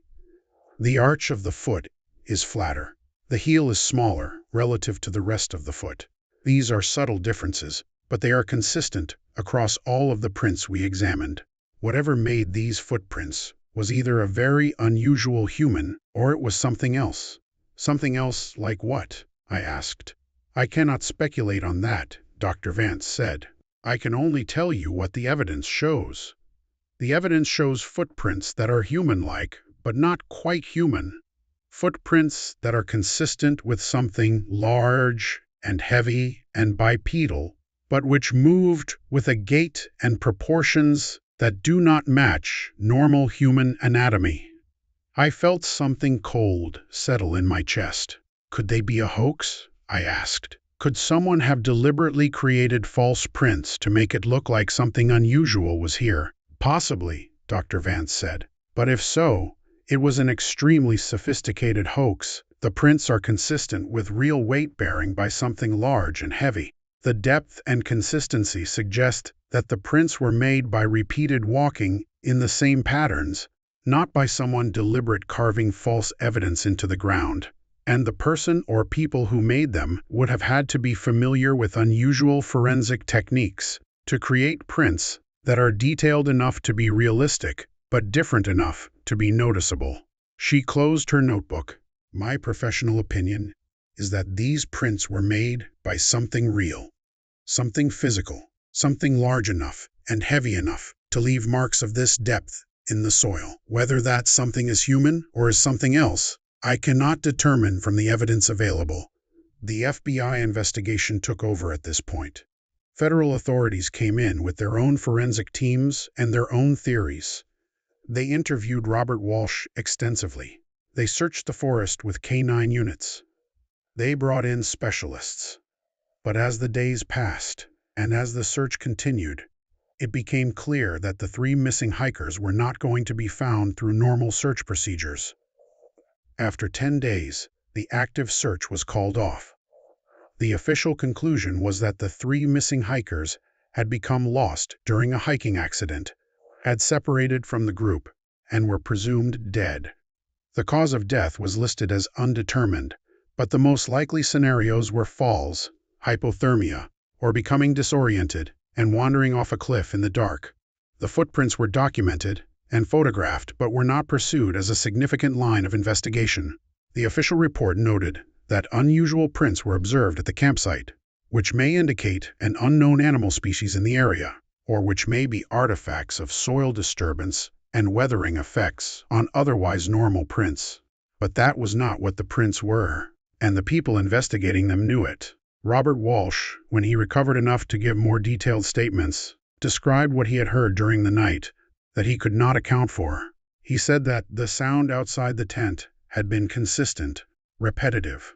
The sound of heavy footfalls moving in circles around the tent, sometimes fast, sometimes slow, but always moving, always circling. He said that, occasionally, he heard sounds that might have been voices, but they were not quite like human voices. They were deeper, and they seemed to vibrate at a frequency that hurt his ears. He said that at one point during the night, something had touched the tent, not aggressively. It was as if whatever was outside was examining the tent, feeling the fabric. He said he heard sniffing sounds, like something was trying to smell inside. He said he had remained in his sleeping bag for what felt like the entire night, too terrified to move, too afraid to make noise, waiting for whatever was outside to either go away or to tear open the tent and take him as it had taken the others.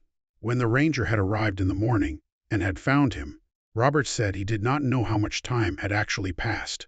He thought it was still Sunday.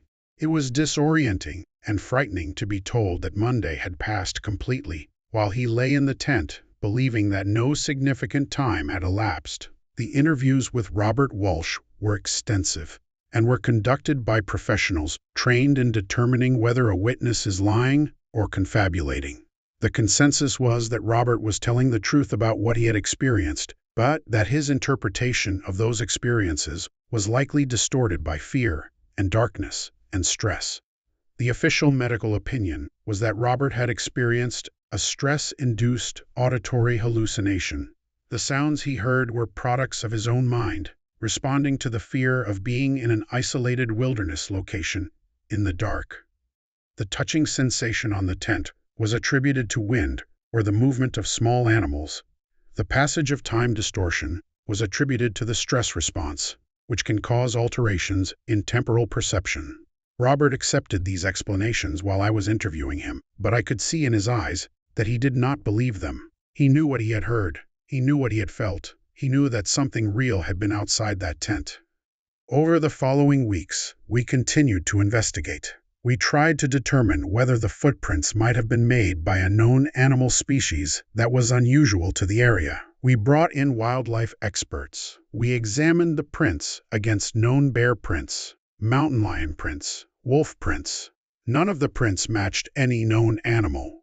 We tried to determine whether there might have been a person of unusual size in the area. We requested records of any unusual individuals in the region. We checked missing persons databases. We looked for any report of someone exceptionally tall or heavy who might have been hiking in the area. We found nothing. The case of the 3 missing hikers eventually went cold. Their families never received closure. There was no body to recover, no grave to visit, no definitive explanation for what had happened to them. They were simply gone, and the last evidence of their existence was their abandoned gear and the strange footprints that had circled their tent. But the case did not stay cold for me. I could not let it go. Over the next 6 months, I researched unusual animal activity in the region. I looked at historical records of animal sightings. I examined accounts from early explorers and indigenous peoples about creatures that lived in these mountains. I researched cryptozoology, which is not a science, but which sometimes contains useful anecdotal evidence from people who spend time in wilderness areas. What I found was a pattern. There were historical accounts, dating back to the 1800s, of large humanoid creatures seen in these mountains. They were described as tall, powerful, covered in hair or fur, and unusually difficult to track or photograph. In the last few decades, sightings had become rare, but they had not stopped entirely. There were occasional reports from hikers of strange vocalizations in the forest, of feeling watched while hiking in remote areas, of finding unusual prints. Most of these reports were dismissed as hoaxes or misidentifications, but taken together, they suggested a pattern. Something lived in these mountains, something large, something intelligent enough to avoid detection, something that was aware of humans and was sometimes interested enough to approach. I consulted with a cryptozoology researcher named Dr. Patricia Hollis, who worked at a small research institute that studied animal behavior and evolution. Dr. Hollis was cautious about her conclusions, but she was intrigued by the footprints. What you are describing, she said, is consistent with a large primate species that is not in the scientific record. It could be a relict population of an extinct species. It could be an undocumented species that exists in remote areas and has managed to avoid scientific documentation. It could be many things. Could it take people? I asked her directly. Could it be responsible for the disappearances? I cannot answer that question scientifically, Dr. Hollis said, but biologically and ethically, any large animal would view humans as either competition, threat, or prey, depending on the circumstances. If such a creature exists and had come into contact with humans, then yes, it is possible that encounters could have resulted in death or injury to the humans involved. But why would it leave those prints? Why would it circle the tent? Why would it not just kill them immediately? Again, I cannot speculate, Dr. Hollis said. But animal behavior, particularly in intelligent species, can involve curiosity, investigation, and displays of dominance or territoriality. What you are describing could be an animal investigating humans who had entered its territory. The circling pattern could be a territorial display. The touching of the tent could be investigation. If the animal then took the 3 hikers, it could have been because they left the tent, or because the animal decided they were a threat to its dominance in the area. This was hypothesis, not evidence. But it was a hypothesis that made more sense to me than the official explanations of hiking accidents and stress-induced hallucinations. I decided to do something I probably should not have done. I decided to return to the campsite. It was now January, and the high peaks were snow-covered and significantly more dangerous in winter. But I decided that winter was the right time to search, because whatever had made those prints would be more visible in snow, and any remains of the missing hikers might be more evident in the cleared landscape of winter. I assembled a small team of rangers who I trusted, who had experience with winter backcountry travel, and who I believed would keep their findings confidential. We prepared carefully. We brought extensive supplies, satellite communicators, emergency equipment, and documentation tools. We reached the campsite on a cold morning, after 3 days of hiking through snow. The site was largely as we had left it last September, but covered in snow. The tent was still there, deteriorating but still standing. The gear was still scattered around the area, but the footprints were gone. The snow had covered them completely. There was no evidence of what had walked those circles around the tent. We searched the surrounding area carefully. We looked for any sign of the 3 missing hikers. We found nothing. But on our second day at the site, one of my rangers, a man named James who had been with the team for 8 years, reported something unusual. He had been exploring a ravine about a quarter-mile from the campsite, and he had found what appeared to be a den or shelter carved into the side of a rocky outcropping. The entrance was partially concealed by brush and rock, but inside he found evidence of habitation. He found bedding made of branches and moss. He found scattered bones, some of which appeared to be animal bones, but some of which were unusual. He found what looked like a cache of food supplies, including items that appeared to have been scavenged from human campsites. He found nothing that could be definitively identified as belonging to the 3 missing hikers, but the presence of the shelter and the evidence of habitation within a quarter-mile of where the hikers had disappeared suggested that something lived in this area, and that something had been aware of the human campsite. We documented everything carefully. We photographed the den. We collected samples of materials. We measured the shelter and attempted to determine what size creature could fit inside and live there. When we returned to civilization, and I filed my report, I included all of this evidence. I included the photographs. I included the measurements of the den. I included my analysis that the den showed signs of habitation by a large, bipedal creature of significant intelligence. The report was reviewed by my superiors in the Park Service. The conclusion was that the den was likely an old shelter built by hikers or trappers, or possibly evidence of animal habitation by a known species such as a bear that had enlarged a natural cave formation. My assertion that the den might be evidence of an unknown creature was not accepted. It was noted in the file as speculation on my part, and I was counseled about maintaining scientific objectivity in my reports. But something had happened. The evidence had accumulated.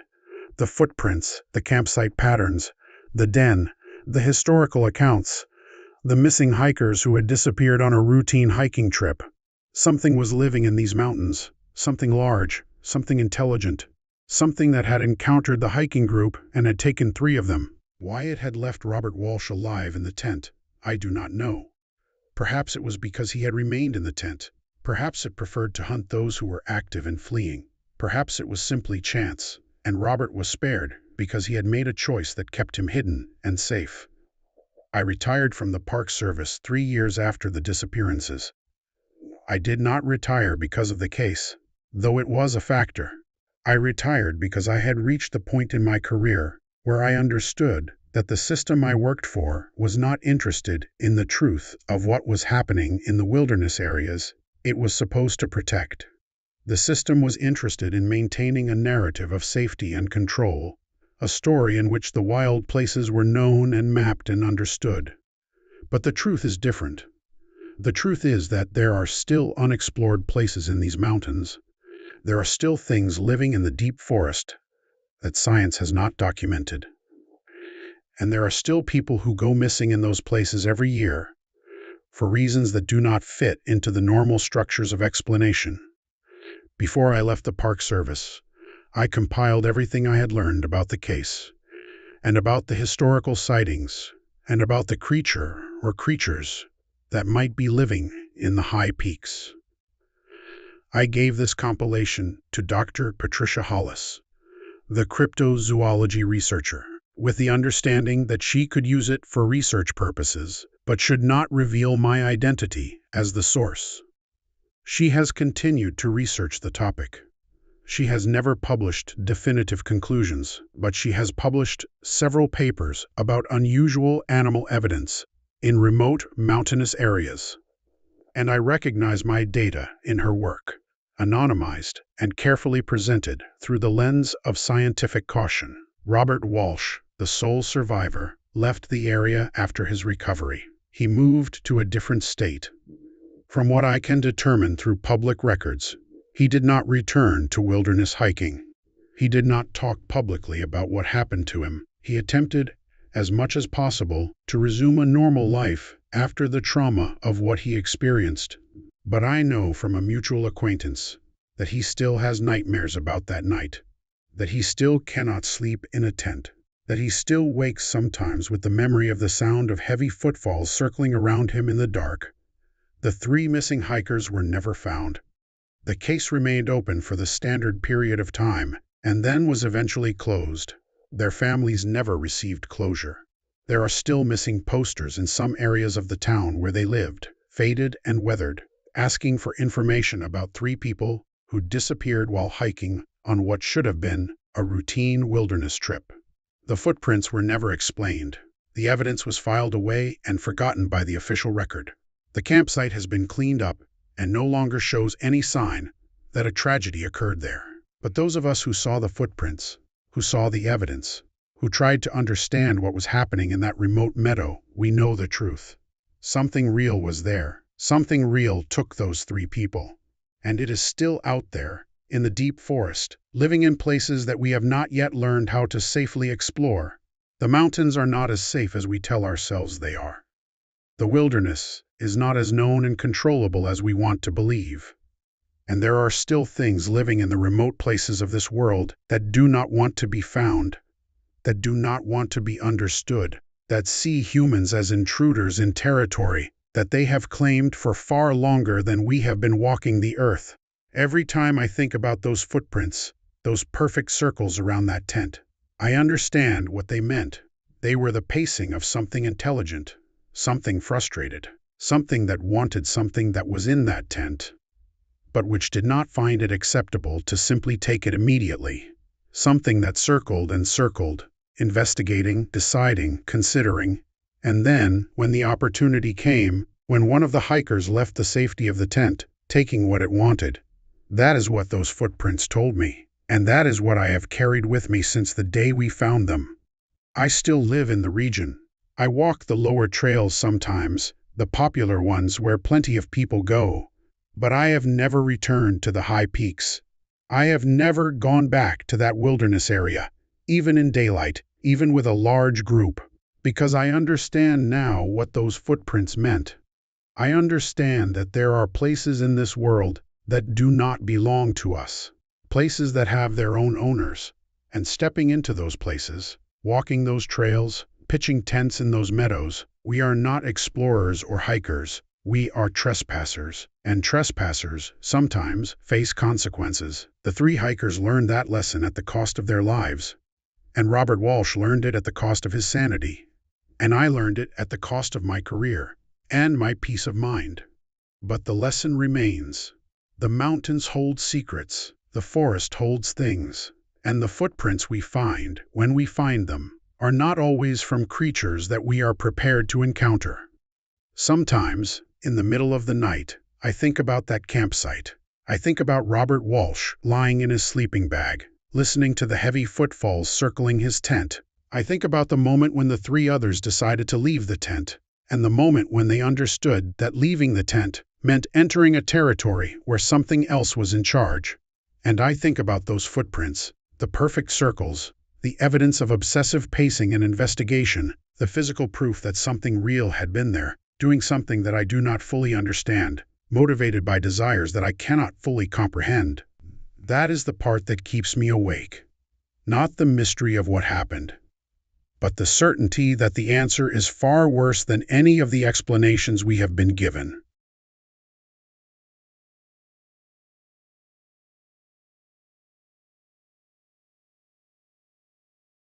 We found Owen Vale's tent at 6:42 on a Thursday morning, beneath a stand of white bark pine in the northern end of Grey Cap Basin.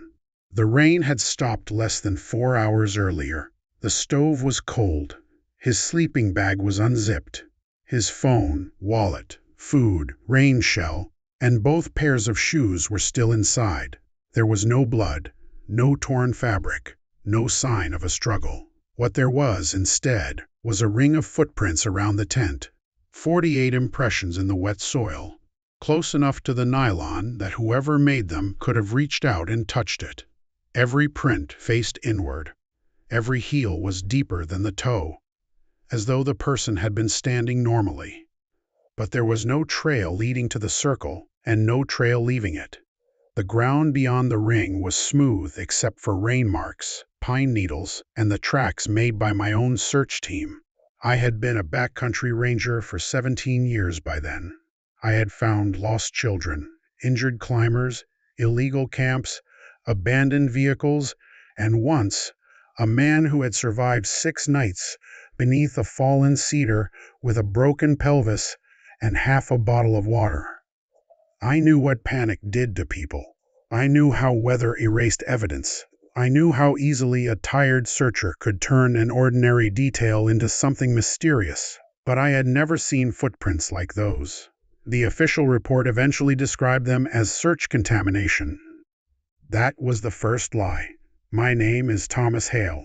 At the time, I was 44 years old and assigned to the North Fork Wilderness Reserve, a fictional name I will use for the place because I still know people who work there, and because the real basin remains open to hikers. What follows is presented as a witness-style account of a reported incident. I am not asking anyone to believe every part of it. I am only telling you what I saw, what other people recorded, and what was left out when the case was closed. The North Fork covered more than 400 square miles of steep timber, granite shelves, glacial lakes, and old burn scars along the Idaho-Montana line. Most visitors never saw more than the southern trailheads, where the paths were graded, the signs were new, and the ranger station sold maps beside a rack of postcards. Grey Cap Basin was different. It sat beyond two high passes and a river crossing that became dangerous after heavy rain. There were no roads within 18 miles. Radio coverage was unreliable. Helicopter access depended on wind, cloud sealing, and luck. Owen Vale entered that country on Monday, September 18th. He was 31, lived in Spokane, and worked as a survey technician for a civil engineering firm. He was not a reckless hiker. His sister, Leah, later gave us photographs of his equipment spread neatly across his apartment floor before the trip. He carried a satellite messenger, paper maps sealed in plastic, a water filter, a compact first aid kit, 2 lighters, and enough food for 6 days. His itinerary was written in blue ink and taped to his refrigerator. Monday, hike from Alder Gate to Juniper Meadow. Tuesday, cross West Saddle and camp near Mirror Tarn. Wednesday, continue north into Grey Cap Basin. Thursday, return by the old survey trail. Friday morning, call Leah from the ranger station parking lot. He had made similar trips before. He ran 3 times a week, kept detailed weather notes, and had completed a wilderness first aid course the previous spring. According to Leah, his only unusual habit was that he hated sleeping near other campers. If he saw smoke or heard voices near a planned campsite, he would keep walking until he found somewhere empty. That mattered later. On Monday afternoon, Owen signed the register at Alder Gate at 1:16 p.m. A volunteer host, named Frank Deller, remembered him because Owen asked whether the old survey trail north of Grey Cap had been reopened. Frank told him it had not. A landslide had erased part of the route 8 years earlier, and although older maps still showed it, the park no longer maintained it. Owen thanked him, adjusted the straps on a dark green pack, and started up the trail. Nothing about that exchange seemed important at the time. His first 2 days went according to plan. At 7:31 Monday evening, he sent Leah a message from Juniper Meadow. Made camp. Cold, but clear. One deer tried to steal my noodles. At 6:52 Tuesday evening, he messaged again from Mirror Tarn, wind picking up. Beautiful place. No people since yesterday. Leah replied with a photograph of their mother's old beagle asleep under a kitchen chair. Owen sent back a thumbs up and a short message saying he would check in the next night from Grey Cap. Wednesday began with low cloud and light rain. By noon, a Pacific front had moved across the reserve. The station weather gauge recorded a temperature of 43 degrees, steady wind from the west, and rainfall just under a quarter inch. Not dangerous by itself, but enough to make the granite slick and the river crossings fast.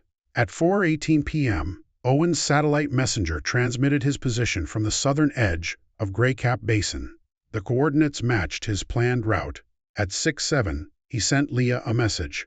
Camped early. Rain. Tent holding. Trail sign at North Fork is wrong. Leah assumed he meant a damaged marker. She replied, asking whether he had accidentally taken the closed survey trail. He did not answer for nearly 2 hours. At 8:47 p.m., another message arrived. Someone keeps walking around camp. Leah called his phone, though she knew there would be no service. The call went to voicemail. She sent 3 messages through the satellite app. Are you near other hikers? Can you see them? Do you need help? At 9:03 p.m., Owen replied. Tell the ranger station the trail sign is wrong. It points into the basin now. That was his last complete message. At 9:11, the device sent a burst of corrupted text. The service provider later reconstructed only 6 words. It stops when I stop moving. Leah stayed awake most of the night watching the message screen. She told herself the weather had interfered with the device. She told herself another hiker had camped nearby and was gathering firewood. She told herself that Owen was experienced, equipped, and probably embarrassed by how frightened the first message sounded. At 7:30 Thursday morning, when no new check-in arrived, she called the North Fork Ranger Station. I was drinking coffee at the duty desk when the call came through. The station was a low cedar building beside Highway 27, 30 miles from the nearest town. The fluorescent lights hummed even when they were switched off, and the heater smelled faintly of dust whenever the temperature dropped below 50. I had been on since 6. My partner that week was Mara Quinn, a 28-year-old seasonal ranger in her 3rd year with the reserve. She was smart, careful, and still knew enough to write down everything dispatch said. Even when the information seemed routine, Mara answered the phone. I watched her expression change while she listened. She covered the receiver and said, "Possible overdue hiker in Grey Cap." I set down my coffee. Overdue hikers were common in September. Weather slowed people down. Batteries died. Plans changed. Most walked out before we finished the first page of the incident form. Then Mara added, "Sister says he reported someone circling his tent." That changed the room. We took the details, contacted County Search and Rescue, and requested the satellite coordinates. At 8:06, I sent an emergency message to Owen's device. "This is Ranger Hale. Confirm status. Activate SOS if injured. Remain at camp if safe." The device showed the message as delivered at 8:14. No reply came. At 8:27, the satellite company called us back. Owen's unit had not moved since 9/11 the previous night. Its last position was in a shallow drainage on the east side of Grey Cap Basin, about 3/4 of a mile from his planned campsite and almost 2 miles from the official trail. Mara pulled the topographic map closer. "That's near the old survey junction," she said. I looked at the contour lines and felt the first small discomfort of the day. There was no sign at that junction, not anymore. The old survey junction had once been marked by a 4x4 post with 3 metal arrows, one pointed south toward Mirror Tarn, one pointed west toward Cedar Pass, the third pointed north toward a route that crossed the basin and climbed into country the reserve had closed after the landslide. The post had been removed in 2015. I knew because I had helped carry it out. We considered sending a helicopter immediately, but the cloud ceiling was below the ridge, and the wind at the Southern Weather Station was gusting above 30 knots. The flight contractor refused the mission until conditions improved. That left us with the ground route. By 9:10, Mara and I were loading packs into a county rescue truck. 6 volunteers met us at Alder Gate, 2 medics, 3 experienced searchers, and the team leader, Rick Solano. Rick was 56, broad-shouldered, and calm in the way of people who have spent years making decisions when everyone else is tired. He had worked more than 100 searches in the region. When I showed him Owen's messages, he read them twice. "Could be another camper," he said. "Could be. Could be an animal. Maybe." He looked at me. "You don't think that?" "I think we find the tent before we decide." We started up the trail at 9:42. Rain came and went through the afternoon. Never heavy, but steady enough to soak gloves and darken every tree trunk. The first 9 miles were uneventful.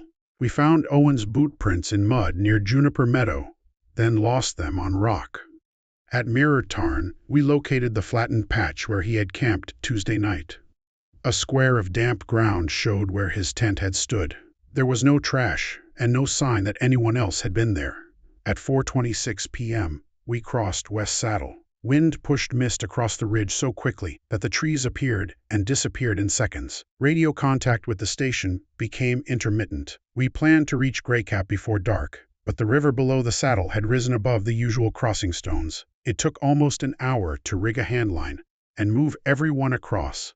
By then, the light was fading. Rick wanted to establish a temporary camp in a protected grove and continue at first light. I agreed. Moving 8 people through wet, broken terrain and darkness would have created a second emergency. We set tents in a tight group, marked the perimeter with reflective tape, and scheduled 2-hour radio checks. At 7:18, I sent another message to Owen's satellite unit. Search team nearby. Make noise or activate SOS. Do not travel in darkness. The message was delivered. Still no response. For dinner, I ate a packet of rice that tasted mostly of salt and drank coffee from a metal cup. Mara sat across from me under the tarp, reviewing the message timestamps in her notebook. Rain ticked against the nylon above us. What did he mean about the sign? She asked. Probably found an old marker someone moved. You said the post was removed. It was. Could somebody have put it back? People do strange things in the backcountry. That was true. Visitors built cairns in the wrong places. Hunters moved signs. Teenagers carried trail markers home as souvenirs. Once, someone installed a fake wooden sign pointing toward a non-existent hot spring, and we spent 2 weeks removing copies of it from 3 different valleys. Mara turned a page. What about the walking? Deer around camp, branches dragging, tent fabric and wind. You don't believe that either. I looked past her at the dark trees. I believe people describe sounds badly when they're scared. The answer seemed reasonable.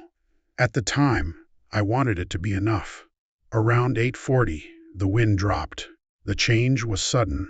One moment the tarp was snapping above us, and the next it hung slack. Without the wind, the forest felt much larger. Water dripped from branches. The river moved somewhere below the grove, a low, constant rush. Every few minutes, one of the volunteers shifted in a tent or coughed. At 9:03, exactly 24 hours after Owen's final complete message, Mara's radio clicked twice. Not a transmission, just 2 short bursts of static. She lifted it from her shoulder. Base, this is Greycap search team. Radio check. Nothing answered. Rick tried from his set. The same silence followed. We were in a known dead zone, so nobody treated it as unusual. Then my satellite messenger vibrated. A text had arrived from Owen's device. It contained no words, only a location pin. The coordinates were the same as before. Rick leaned over my shoulder. Automated check-in? Not on this model. Could he have pressed the button? Yes. That was the first encouraging possibility we had. If Owen was alive and conscious enough to send a pin, he might be sheltering at camp. I replied immediately. We received your location. Signal again if you can read this. For the next 10 minutes, nothing happened. Then the device sent a second pin. Same coordinates. Mara said, maybe he's holding the button. I zoomed in on the map. The 2 pins were not identical. They were 18 feet apart, one on the north side of the mapped campsite and one on the south. A third pin arrived 4 minutes later. This one was east of the first 2. A fourth appeared to the west. On the screen, the locations formed a rough circle around the place where his device had remained since the night before. Nobody spoke for several seconds. Rick finally said, signal drift. Satellite units could drift in steep country. Reflected signals sometimes placed a device yards from its true location. We had all seen it. I said that aloud, and the group accepted it because there was nothing else useful to do. But Mara copied each coordinate into her notebook. At 9:28, the messages stopped. We maintained watches through the night. Nothing approached camp. No lights moved between the trees. No one heard footsteps. By 4:30 Thursday morning, the rain had weakened to a fine mist. We broke camp before dawn and started toward Greycap Basin under headlamps. The route climbed through a stand of subalpine fir, crossed a granite shoulder, and descended into open meadow. At 5:51, the cloud began to lift. Pale light spread behind the eastern ridge. The basin appeared below us in sections: dark timber, silver grass, exposed stone, and small pools reflecting the sky. Owen's coordinates lay inside a cluster of trees near the bottom of the drainage. We separated into 2 teams, maintaining visual contact. Rick and 3 volunteers approached from the west. Mara, a medic named Ellis Ward, and I moved from the south. We called Owen's name every 30 seconds. At 6:19, Ellis found a strip of orange cord tied to a branch. It was the same reflective guy line used on Owen's tent model. The cord had been cut cleanly at both ends and knotted around the branch at eye level. Trail marker? He asked. Maybe, I said. But the knot was not one most hikers used. It was a tight constrictor knot, the kind taught in search and rescue courses for securing splints and equipment. Mara touched the wet cord with a gloved finger. Would Owen know that knot? We don't know. We photographed it and continued. At 6:36, I smelled wood smoke. It was faint, almost gone, mixed with wet pine and cold soil. I raised a hand, and the others stopped. We listened. No voices, no movement. Then Ellis pointed downslope. Through the trees, I saw the dull orange fabric of a tent. It stood in a small clearing beside a fallen pine, exactly where the satellite coordinates placed it. One trekking pole leaned against the trunk. A metal cup sat on a flat stone. Nothing moved around it. I radioed Rick, and this time the signal went through. Camp located, I said. No visual on subject. We approached slowly, calling Owen's name. The tent door was partly open. Rain had collected in the sagging vestibule. His pack rested against the tree beneath a green cover. At first, the sight looked normal. Then Mara stopped so abruptly that Ellis almost walked into her. She pointed at the ground. The footprints formed a complete ring around the tent. I told everyone to freeze. That was standard procedure at a potential crime scene. Stop moving. Identify your own tracks. Photograph everything before weather or people destroy it. The command came out more sharply than I intended, and for several seconds we stood where we were, staring at the mud. The clearing was about 20 feet across. The tent occupied the center, pitched on a bed of level soil between exposed roots. Rain had softened the top inch of ground without turning it into deep mud. Any person entering from the meadow should have left visible impressions. Our own boot marks came in from the south. Rick's team had not yet reached the clearing. Aside from ours, the only tracks were those around the tent. They were adult boot prints, approximately size 10 or 11, with a rectangular heel and a broken chevron pattern across the sole. 48 clear impressions formed an oval less than 2 feet from the tent walls. The spacing between prints averaged 22 inches. Left and right alternated normally, but each print pointed toward the tent, not along the circle, inward. To create that arrangement, a person would have needed to sidestep around the tent, crossing one foot over the other again and again. Yet the pressure marks did not look like sidesteps. The heels were planted evenly. The toes had pushed forward slightly, as if each step had been taken in a straight line. Ellis crouched without touching the soil. How do you walk like that? You don't, Mara said. I moved carefully around the outer edge, photographing the ring from every angle. At the north side of the clearing, the soil gave way to needles and rock. I searched for scuffs, broken twigs, displaced moss, anything that could indicate an approach route. There was nothing. Rick's team arrived and stopped at the boundary. He studied the ground in silence. Somebody staged it, he said at last. That was possible. A person could have carried a boot in one hand and pressed it into the ground. Impressions showed body weight. Soil was raised at the edges. Several prints contained tiny heel slides consistent with a moving person.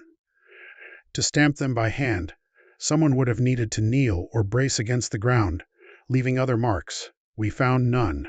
Could be his, one volunteer suggested. I looked toward the open tent. Let's identify his footwear. I called Owen's name again and announced that I was entering. The tent smelled of damp nylon, instant coffee, and the sour trace of someone who had slept in the same clothes for several nights. His sleeping bag lay open on the right side. A wool cap rested on the pillow. His phone was connected to a small battery pack. The screen was dark. Near the entrance were 2 pairs of shoes. One was a set of lightweight camp sandals. The other was a pair of brown hiking boots, size 10.5. I lifted one by the heel. The sole had a rectangular block at the back and a broken chevron tread across the front. It matched the prints outside. The boot was dry inside. Both laces were tied loosely, as if Owen had removed them by pushing one heel against the other. His socks were folded beside them. A thin layer of dust covered the tread, except where small clumps of old mud remained from the trail. Mara watched from the entrance. Could he have taken them off after making the circle? He would have had to cross the ring barefoot. We examined the space between the footprints and the tent. No bare prints, no knee marks, no handprints, no disturbed soil except where rain had fallen. The rest of his equipment was present.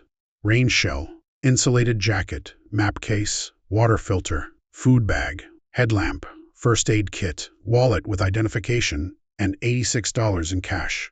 His phone still had 41% battery. The satellite messenger was not immediately visible. The sleeping bag was cold but not soaked.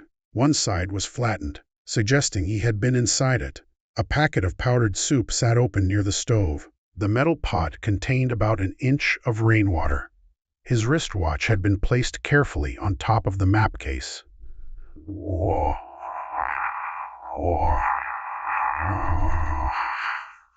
The only clothing missing was a gray fleece pullover, a pair of dark hiking pants, and the synthetic base layer he had likely been wearing. He had left camp without shoes, rain protection, light, food, water, navigation equipment, or his phone. Outside, Rick assigned 2 people to begin a hasty search around the clearing, while the rest documented the site. We used flagging to mark every track made by rescuers. Ellis checked beneath the fallen pine and along the drainage. Mara moved toward the eastern tree line, scanning low branches for fibers. I powered on Owen's phone. There was no signal, but the camera roll and voice recorder were accessible. His most recent photograph had been taken Wednesday at 7:14 p.m. It showed the tent from 10 yards away. Rain blurred the lens. Behind the tent, a narrow wooden post stood among the trees. I enlarged the image. 3 metal arrows were bolted to the post. One pointed south, one pointed west, one pointed directly toward Owen's campsite. My mouth went dry. Mara returned as I was looking at it. "What is that?" "The old junction sign. You said it was removed." It was. I swiped to the previous photograph. It showed the same post from closer range. The metal plates were rusted and the lettering barely visible. South Trail, Cedar Pass, Survey Route. The arrow labeled Survey Route had been unbolted and turned almost 90 degrees. Instead of pointing north, it aimed east into the drainage where Owen had camped. The photograph's location data placed the sign 400 yards southwest of us. Rick came over. When he saw the screen, he looked toward the meadow. "Send someone to check it." 2 volunteers followed the coordinates. They returned 20 minutes later carrying a rusted metal arrow. There was no post. They found the plate lying face down in wet grass. The bolt holes were packed with soil. Moss covered one side, and the corrosion suggested it had been on the ground for years. I knew that plate. I had removed it from the post in 2015 and stored it at the maintenance yard. Sometime after that, it had disappeared from inventory. Nobody had reported it because old signs vanished from storage all the time. The volunteers found no hole where a post had recently stood, no sawdust, no disturbed earth, no drag marks. Yet Owen had photographed the complete sign less than 12 hours earlier. At 7:22, Rick called for a full search activation. The weather had improved enough for a helicopter to make a reconnaissance pass, though the basin remained too foggy for landing. County Dispatch contacted state police because the footprints and abandoned equipment raised the possibility of foul play. We divided the basin into grids. Owen's likely condition dictated urgency. A barefoot person in wet clothing could become hypothermic quickly at that elevation. He might have wandered downhill, followed the drainage, or tried to return to the trail in darkness. The first tracking dog arrived by helicopter at 9:11, lowered with its handler into an open meadow half a mile away. The dog, a black and tan shepherd named Coda, was experienced in wilderness searches. Its handler, Denise Parr, used Owen's wool cap as a scent article. Coda picked up the trail immediately. He circled the tent once, then again, then a third time. Denise guided him away, but he pulled back toward the ring of footprints. He lowered his nose to one impression, followed the circle, and stopped at the same place he had started. His ears flattened. He whined and sat down. Denise reset him with a second scent article. The result was identical. His scent is all over this ring, she said. Could Owen have walked it? Rick asked. Maybe. But I'm not getting an exit. What about our contamination? He's ignoring you. She attempted a perimeter cast at 20 yards, then 50. Coda showed brief interest in the east drainage but lost it after 6 feet. The ground there was soft enough to hold tracks. None were visible. The helicopter searched ridges and openings until cloud forced it out. Ground teams followed the creek, checked rock shelters, and called Owen's name. We found no answer. At 10:36, Mara located the satellite messenger. It was beneath the tent, not inside, beneath the floor, pressed into the wet soil near Owen's sleeping area. The tent had been pitched over it. To place the device there after setup, someone would have needed to lift the tent or crawl underneath the fabric. Neither had happened. The stakes were still tight, and the floor showed no tear. The device was powered on. Its screen displayed the same 4 location pins we had received the night before. I checked the message log. No manual check-in had been sent. No buttons had been pressed after 9:11 p.m. According to the device, the 4 pins had been generated while it remained motionless under the tent. That was the moment the search stopped feeling like an ordinary missing person case. Until then, every detail had at least one weak explanation. Someone could have moved the sign. Owen could have made the tracks. Satellite drift could have caused the circular pins. A frightened person could have left camp without thinking clearly. But the device had been under the tent before Owen disappeared. It had never moved. And still, at 9:03 the previous night, it had sent a location from the north side of his camp, followed by one from the south, one east, and one west, as though something had carried his signal around the tent while leaving the device behind. We did not discuss that interpretation at the scene. Search operations depend on simple facts. A person is missing. Weather is changing. Terrain must be cleared. Evidence must be protected. Speculation wastes daylight. So we kept working. State police reached the basin shortly after noon. Detective Aaron Pike arrived with a crime scene technician and 2 troopers. Pike was a practical man in his late 40s who had spent most of his career investigating vehicle thefts, assaults, and rural burglaries. He looked irritated by the hike, the mud, and the number of people already near the tent. When I briefed him, he listened without interrupting. Then he walked the perimeter and said, "Somebody is playing games." He believed Owen had staged the scene before disappearing voluntarily, possibly to avoid debt, work problems, or a relationship. Leah rejected that immediately when we relayed the theory. Owen had money in savings, no criminal record, no known conflict at work, and no romantic partner. He had plans to help their mother move the following weekend. His apartment key, car key, and wallet were in the tent. Pike remained unconvinced. "People leave for reasons families don't know," he said. He ordered the prints cast in dental stone and the equipment bagged. The crime scene technician photographed the interior of the tent and swabbed the zipper, stove, and satellite device. No unknown fingerprints were recovered, though moisture made that result nearly meaningless. The tread impressions outside matched Owen's boots in size and pattern. Microscopic defects in the sole later made the match stronger. A triangular cut near the right heel appeared in 16 of the impressions. A missing rubber point near the left toe appeared in 13 others. The prints had been made by Owen's own boots. That should have simplified the case. Instead, it made the absence of any crossing tracks harder to explain. Pike suggested Owen might have worn the boots while circling the tent, stepped onto a ground sheet, removed them, and used the sheet to reach the tent without marking the soil. We searched for a ground sheet. Owen's tent had an attached footprint that remained underneath it. No loose tarp was missing. Even if he had used one, The wet needles outside the ring would have shown compression or dragging. The detective then proposed that a second person had worn Owen's boots, walked the circle, and entered the tent through the open vestibule. That person could have removed the boots and left by stepping on rocks. There were no continuous rocks. Each explanation required another explanation. By 2:00 p.m., 32 searchers were working Greycap Basin and the surrounding drainages. A second dog team found no usable trail. Helicopters checked cliff bands, lake shores, avalanche chutes, and the old landslide. Volunteers placed bright markers at every searched feature. The weather remained cold but stable. At 3:17, a team in the eastern drainage reported finding blood on a branch. Mara and I reached the location with Ellis and Detective Pike. The branch was at shoulder height beside a narrow game trail. 3 dark red streaks marked the bark. A torn fiber clung to a broken twig. It appeared gray, similar to Owen's missing fleece. Pike photographed it and called for the dog.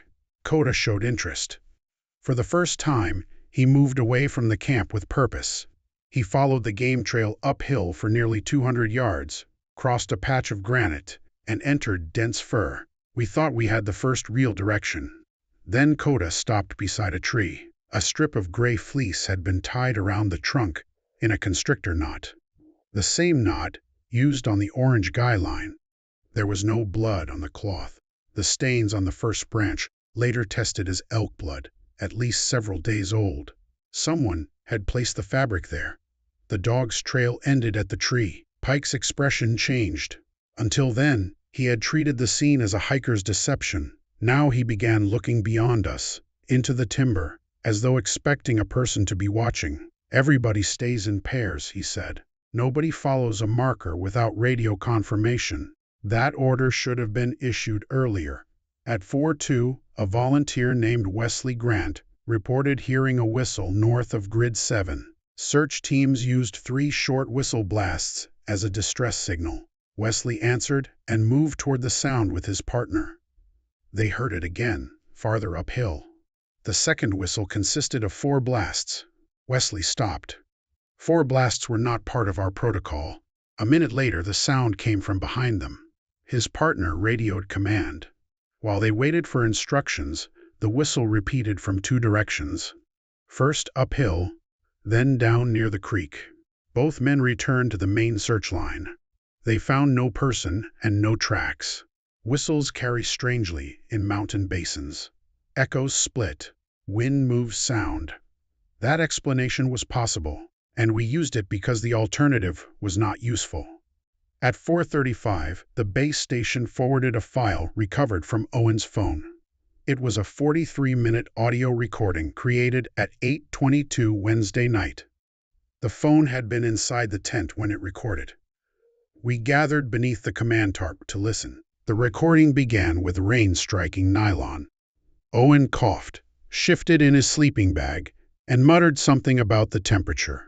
For almost 2 minutes, nothing unusual happened. Then a footstep sounded outside. A soft press in wet soil. Pause. Another step. Pause. The steps moved slowly around the tent. Owen whispered, "Hello?" They stopped. He waited 20 seconds, then said louder, "Do you need help?" No answer. He unzipped the tent halfway. Fabric moved. Rain grew louder. The audio captured him breathing while he looked outside. "I can't see you," he said.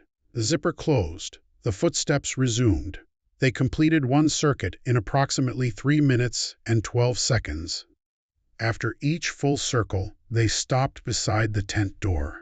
Then began again. At 8:31, Owen sent Leah the message, saying someone kept walking around camp. On the recording, he spoke to himself in a low voice. Probably a deer. Probably branches. The words sounded rehearsed, as though he was trying to convince someone else. At 8:36, the footsteps stopped. Owen remained silent for almost a minute. Then, from outside the tent, a voice said, "Probably a deer." It was Owen's voice. The same pitch, the same tired breath at the end, the same slight Western accent. Inside the tent, Owen made a sound I had heard from injured people who were trying not to cry out. The recording continued. The outside voice said, "Probably branches," Owen whispered. "Who are you?" No answer came. At 8:39, the circling steps began again. This time, a second set moved with them. One close to the tent, one farther away. The second set did not match the first rhythm. It moved faster, stopping whenever Owen shifted inside his sleeping bag. When he held still, both sets continued. At 8:47, the phone captured the faint electronic tones of his satellite messenger as he sent the warning to Leah. At 8:52, Owen spoke into the darkness. "You can have the food, just take it and go." 17 seconds later, the outside voice repeated, "You can have the food," but it left out the rest. At 8:56, something brushed the tent wall from the outside. Not a strike, a slow pressure that traveled from the back corner toward Owen's head. The nylon tightened and released. Owen began packing quietly. We heard the click of his headlamp, the rustle of clothing, and the soft snap of his first aid kit. Then the footsteps stopped directly outside the entrance. A new sound entered the recording. A zipper. Not Owen's zipper. He was still inside, breathing beside the phone. The sound came from outside and moved downward as though someone were opening another tent inches away. Owen whispered, "There isn't another tent." At 9:01, the outside voice whispered the same sentence. "There isn't another tent." The recording distorted. Static covered several seconds. Owen moved quickly, knocking over the metal cup and pulling at the rear wall of the tent. At 9:03, the satellite device chimed as he sent the message about the sign. Then we heard him say, "It's wearing my boots." The final 3 minutes were the hardest to interpret. Fabric tore. Owen gasped. Footsteps moved on every side of the tent, too many to count. One set remained slow and evenly spaced. The others copied Owen's movements inside. When he crawled, they scraped. When he stopped, they stopped. At 9:10, he said one last clear sentence. "I'm going under it." There was a heavy impact, followed by a burst of static. The recording ended at 9:11. No one beneath the command tarp spoke. Detective Pike replayed the section with the outside voice 3 times. Then he asked, "Could he have made this?" The technician said it was possible to edit audio, but not likely on a phone in a wet tent without specialized software. The file metadata showed continuous recording. No cuts were detected in the field copy. Mara looked at me. He said he was going under it. We both turned toward the tent. The satellite messenger had been found beneath the floor. Owen had not said he was putting the device under the tent. He had said he was going under it. We cleared the tent site again, this time with the crime scene technician examining every inch of the floor and ground beneath it. The tent stakes were removed one by one. When we lifted the fabric, the satellite messenger lay in a shallow depression near the center, pressed face down into wet soil. There was no cavity large enough for a person, no tunnel, no gap beneath the roots, no hidden trench, only a body-length patch of flattened earth under the sleeping area, exactly where Owen had been lying. The technician found 4 shallow grooves in that soil. They ran parallel from the center of the tent toward the rear wall, like finger marks made by someone pulling himself forward. The grooves stopped beneath intact nylon. Pike crouched over them. "Could be from setup," Mara said. "He said he was going under it." The detective stood. And he was scared. People say things that don't make sense when they're scared. He was right about that. But none of us could explain how the messenger had ended beneath the floor. We resumed the search until darkness made the steep grids unsafe. By 7:00 p.m., Owen had been missing for nearly 22 hours. Temperature in the basin was expected to fall below freezing. If he was alive and exposed, each hour mattered. The command team established camp in the meadow, not at Owen's clearing. We chose open ground so we could see anyone approaching. Tents were placed in 2 rows around the tarp. Battery lanterns illuminated the perimeter. 2 troopers maintained watch in rotating shifts. and trail cameras were strapped to trees at the 4 cardinal directions. Nobody wanted to say we were protecting ourselves from footprints. That was what we were doing. I called Leah by satellite phone at 7:32. She asked whether we had found her brother's trail. I told her we had located his camp and some personal items. I did not tell her about the recording. Detective Pike had asked us to withhold details until state investigators reviewed it. Was someone there with him? She asked. We don't know. He wouldn't leave his boots. I know. Then somebody made him. I looked across the meadow at the searchers eating quietly beneath the tarp. We're still looking, I said. Leah was silent for several seconds. Then she told me something she had remembered from a family trip 12 years earlier. Owen had been 19. He and their father camped near Greycap while Leah stayed at a lodge with their mother. On the second night, Owen woke the family by arriving at the lodge after midnight, muddy and shaking. He claimed an animal had walked around the tent, and their father had refused to leave until morning. Their father died before our search, so we could not ask him what happened. Leah remembered only one detail clearly. When Owen came into the lodge, she said, he wasn't wearing shoes. I felt the satellite phone grow slippery in my hand. Did he ever explain where they were? He said Dad burned them. After the call, I contacted the station and asked our records clerk to search incident logs from the year Leah described. 40 minutes later, she sent a scanned report. The report was brief. On August 11th, 12 years earlier, Ranger Samuel Harlow responded to a complaint at Greycap Lodge. A father and son had returned early from a backcountry trip after reporting possible harassment by unknown campers.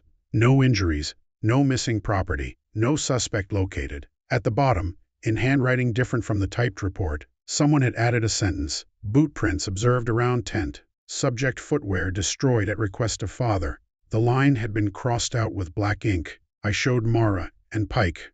Pike read it twice. Same family, same names. Why would the father burn the boots? I don't know. The report listed Samuel Harlow as the responding ranger. Harlow had retired 9 years earlier and lived in a small town south of the reserve. Dispatch found his telephone number. I called at 8:46. An older man answered on the 4th ring. When I identified myself and mentioned Greycap, he stopped me. Whose tent? He asked. Owen Vale. The line went quiet. Harlow? I told his father never to bring him back there. I stepped away from the tarp. What happened in 2011? The boy woke up and heard himself outside. The directness of the answer frightened me more than hesitation would have. Harlow said Owen, and his father had camped near the old survey junction. Shortly after midnight, Owen heard footsteps circling the tent. His father opened the door and saw no one. When he closed it, a voice outside asked Owen to come help with the fire. The voice belonged to his father, even though his father was inside beside him. They stayed in the tent until dawn. In the morning, Owen's boots were arranged outside the entrance, though he remembered leaving them inside. A ring of tracks surrounded the campsite. The father carried Owen out barefoot and refused to let him put the boots on. At the lodge, he asked Harlow for lighter fluid and burned them in a metal trash barrel. Why?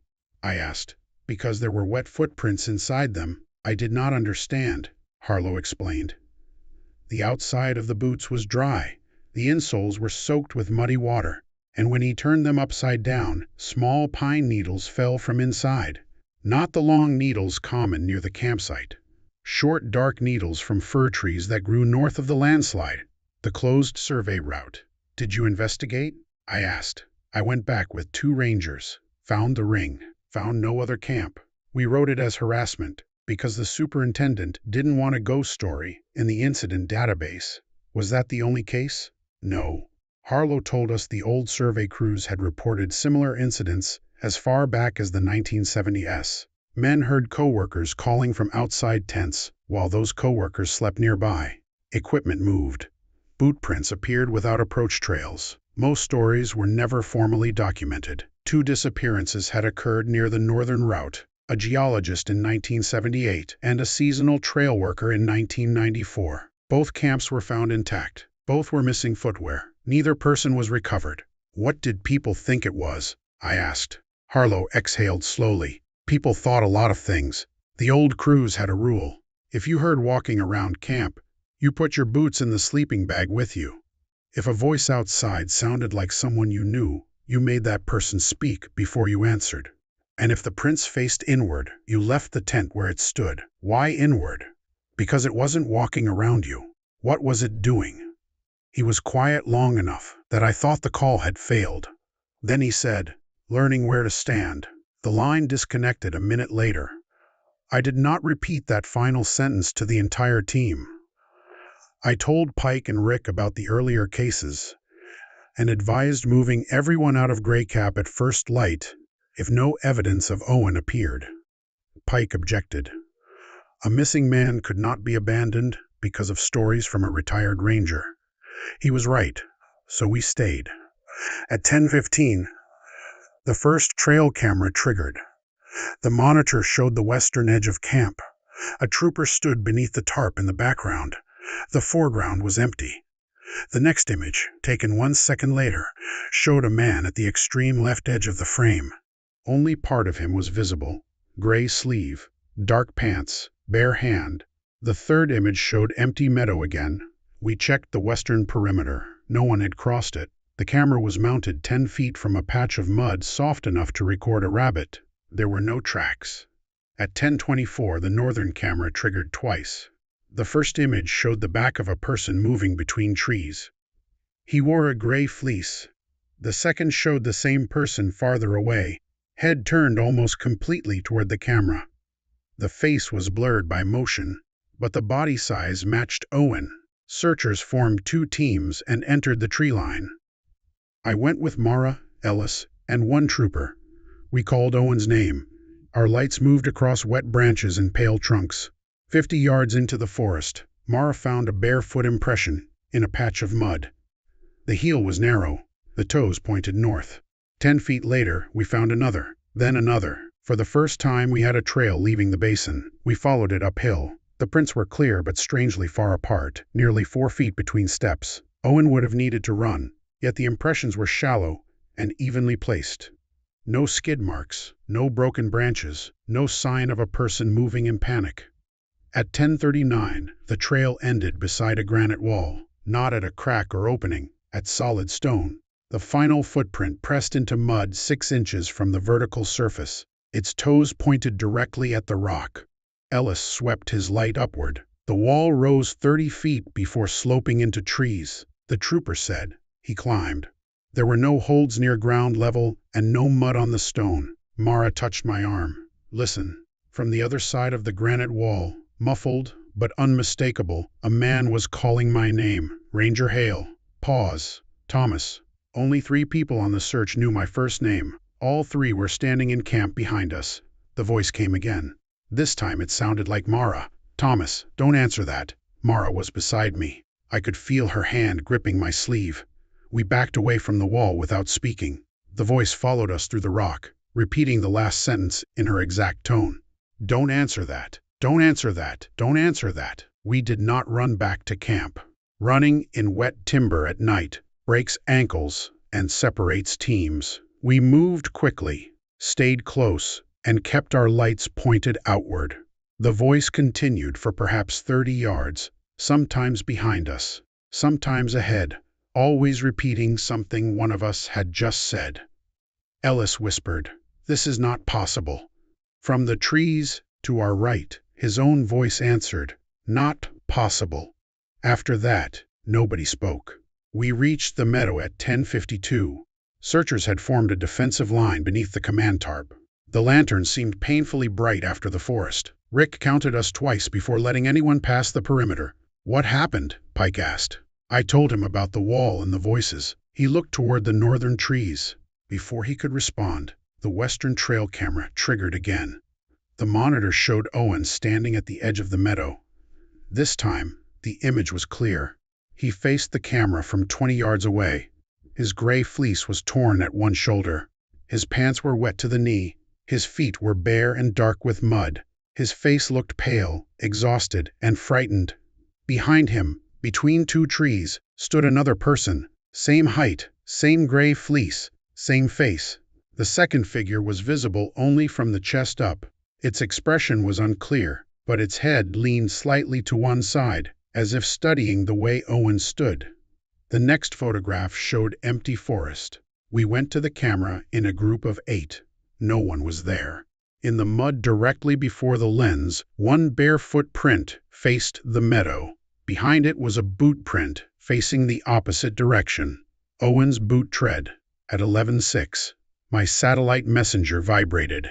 A location pin had arrived from Owen's device, even though the device was sealed in an evidence bag beneath the command tarp. The coordinates were north of the granite wall. A second pin arrived 10 seconds later, slightly farther east. Then a third. They moved toward the closed survey route. Detective Pike stared at the evidence bag. The device inside it remained powered off. The battery had been removed by the technician after extraction. Pike finally stopped trying to explain the technology. "What's north of that wall?" he asked. "Old survey country," I said. "The landslide." I called Harlow again. When I described the granite wall and coordinates, he asked for the elevation. I read it from the map. "There was an equipment adit there," he said. "Small tunnel cut by the geological crew." The south face collapsed. North entrance might still be open. It was not marked on current maps. Harlow gave us directions from memory. Follow the granite wall east, climb through a notch shaped like a broken tooth, then descend into fir timber. The adit lay beneath an old steel survey bracket driven into the rock. Rick opposed moving at night. The route crossed unstable ground, and whatever we had seen might be luring us away from camp.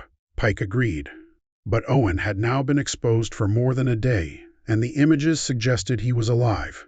Waiting until daylight could kill him, we compromised. A small technical team would go. Everyone else would remain in the illuminated meadow. We carried ropes, medical gear, thermal blankets, and 2 radios on separate frequencies. Rick led. Mara, Ellis, Pike, and I followed. A trooper named Luis Ortega brought up the rear. Before we left, I asked each person to state a fact the others could use to identify them if voices separated us. Rick named the town where he was born. Mara gave the middle name of her younger brother. Ellis described a scar beneath his watchband. Pike refused at first, then said his first dog had been named Cricket. Ortega said he hated peaches. It felt foolish. No one laughed. We entered the trees at 11:31. The route along the wall was narrow, but passable. Our lights revealed wet stone on one side, and dense fir on the other. Every 5 minutes, we checked names and positions. We heard branches move beyond the light. Once, something paced us for nearly a minute, placing 1 foot down each time Rick did. Rick stopped. The pacing stopped. He moved again. It moved again. We never saw the source. At the broken tooth notch, we found the first boot print. It stood alone in a patch of mud, pointed toward us. 20 feet farther, another impression faced us from the opposite side of the trail. Then another. They did not form a path. They occupied places where a person might stand to watch someone pass, Mara said quietly. Learning where to stand, I told her not to repeat Harlow's phrase. The north side of the wall dropped into older forest. Short fir needles covered the ground, the same kind Harlow said had fallen from Owen's boots 12 years earlier. We descended by rope through a steep gully. At the bottom, Pike found a rusted steel bracket bolted to a boulder. The adit entrance was behind it. A slab of granite concealed most of the opening. Cold air flowed through a gap no wider than a person's shoulders. The soil at the entrance was disturbed. Barefoot tracks went inside. Boot prints surrounded them, not following, surrounding. Each boot impression faced the bare trail. Rick called Owen's name. A weak voice answered from inside. "Don't use my name." The voice sounded human, frightened, close. Then, from the forest behind us, the same voice said, "Don't use my name." We formed a circle with our backs together. Nothing appeared between the trees. I crouched at the opening. "Tell me what your sister sent you Monday night." Silence. Then the voice inside said, "A picture of Daisy under Mom's kitchen chair." That detail had not been released to the search team. Only Leah, Owen, Mara and I knew it. The forest voice repeated the sentence, but it made one mistake. It said the dog was under Owen's kitchen chair. I crawled into the attic. The passage smelled of rust, wet stone, and old wood. It extended 12 feet before opening into a low chamber where survey crews had once stored tools. Owen lay curled against the far wall with his arms wrapped around his knees. His skin was gray with cold. Dried blood marked one temple. His feet were cut and swollen. He looked at my boots before he looked at my face. "Take them off," he whispered. "We're getting you out. Take your boots off before it learns them." I told him my name and asked basic orientation questions. He knew his own name, the date within 1 day, and his sister's phone number. He had no idea how long he had been in the chamber. Mara crawled in with the medical kit. While she checked him, I searched the floor. The barefoot trail entered through the attic mouth. No other passage existed. The back wall was solid granite. Owen kept staring at the darkness behind us. "It put on my boots," he said. "It needed me to watch. What put them on? I never saw all of it." He said that after the recording ended, he felt the tent floor sink beneath him like loose snow. He pushed downward, expecting soil, and his hands passed through cold air. He crawled because something was opening the zipper at the front. The nylon above him stayed intact, but the ground below became a narrow black space. He pulled himself through and emerged in the attic chamber, miles from camp. I asked whether he had walked through the forest. He shook his head. "I've been here since the tent. That was impossible." His bear tracks had been photographed near command camp less than an hour earlier. Mara wrapped him in a thermal blanket. Rick and Ortega prepared a rescue sling. As we lifted Owen toward the entrance, footsteps began outside, slow, even, moving around the boulder. They completed one circle, then stopped at the opening. A voice said, "Thomas, it's Rick. Come out." Rick was kneeling beside me. I asked him where he was born. He answered, "Pocatello." The voice outside said, "Boise." We waited. Something scraped the stone, lightly at first, then harder. Dust fell from the attic ceiling. Owen covered his ears. "It wants somebody to answer wrong," he said. We did not answer again. For 6 minutes, the voices tried each of us: Mara's brother's middle name, Ellis's scar, Pike's dog, Ortega's hatred of peaches. The answers were close, but never exact. A wrong town, a wrong side of the wrist, a dog named Cracker instead of Cricket. Then the voices stopped. The boot prints outside were gone. Not faded. Gone. Only the barefoot trail remained. We carried Owen out before they returned. The return to the meadow took nearly 2 hours. Owen drifted in and out of consciousness inside the rescue sling. His temperature was dangerously low, but his pulse remained steady. We kept him insulated, warmed his core with chemical packs, and gave him small amounts of heated fluid when he could swallow.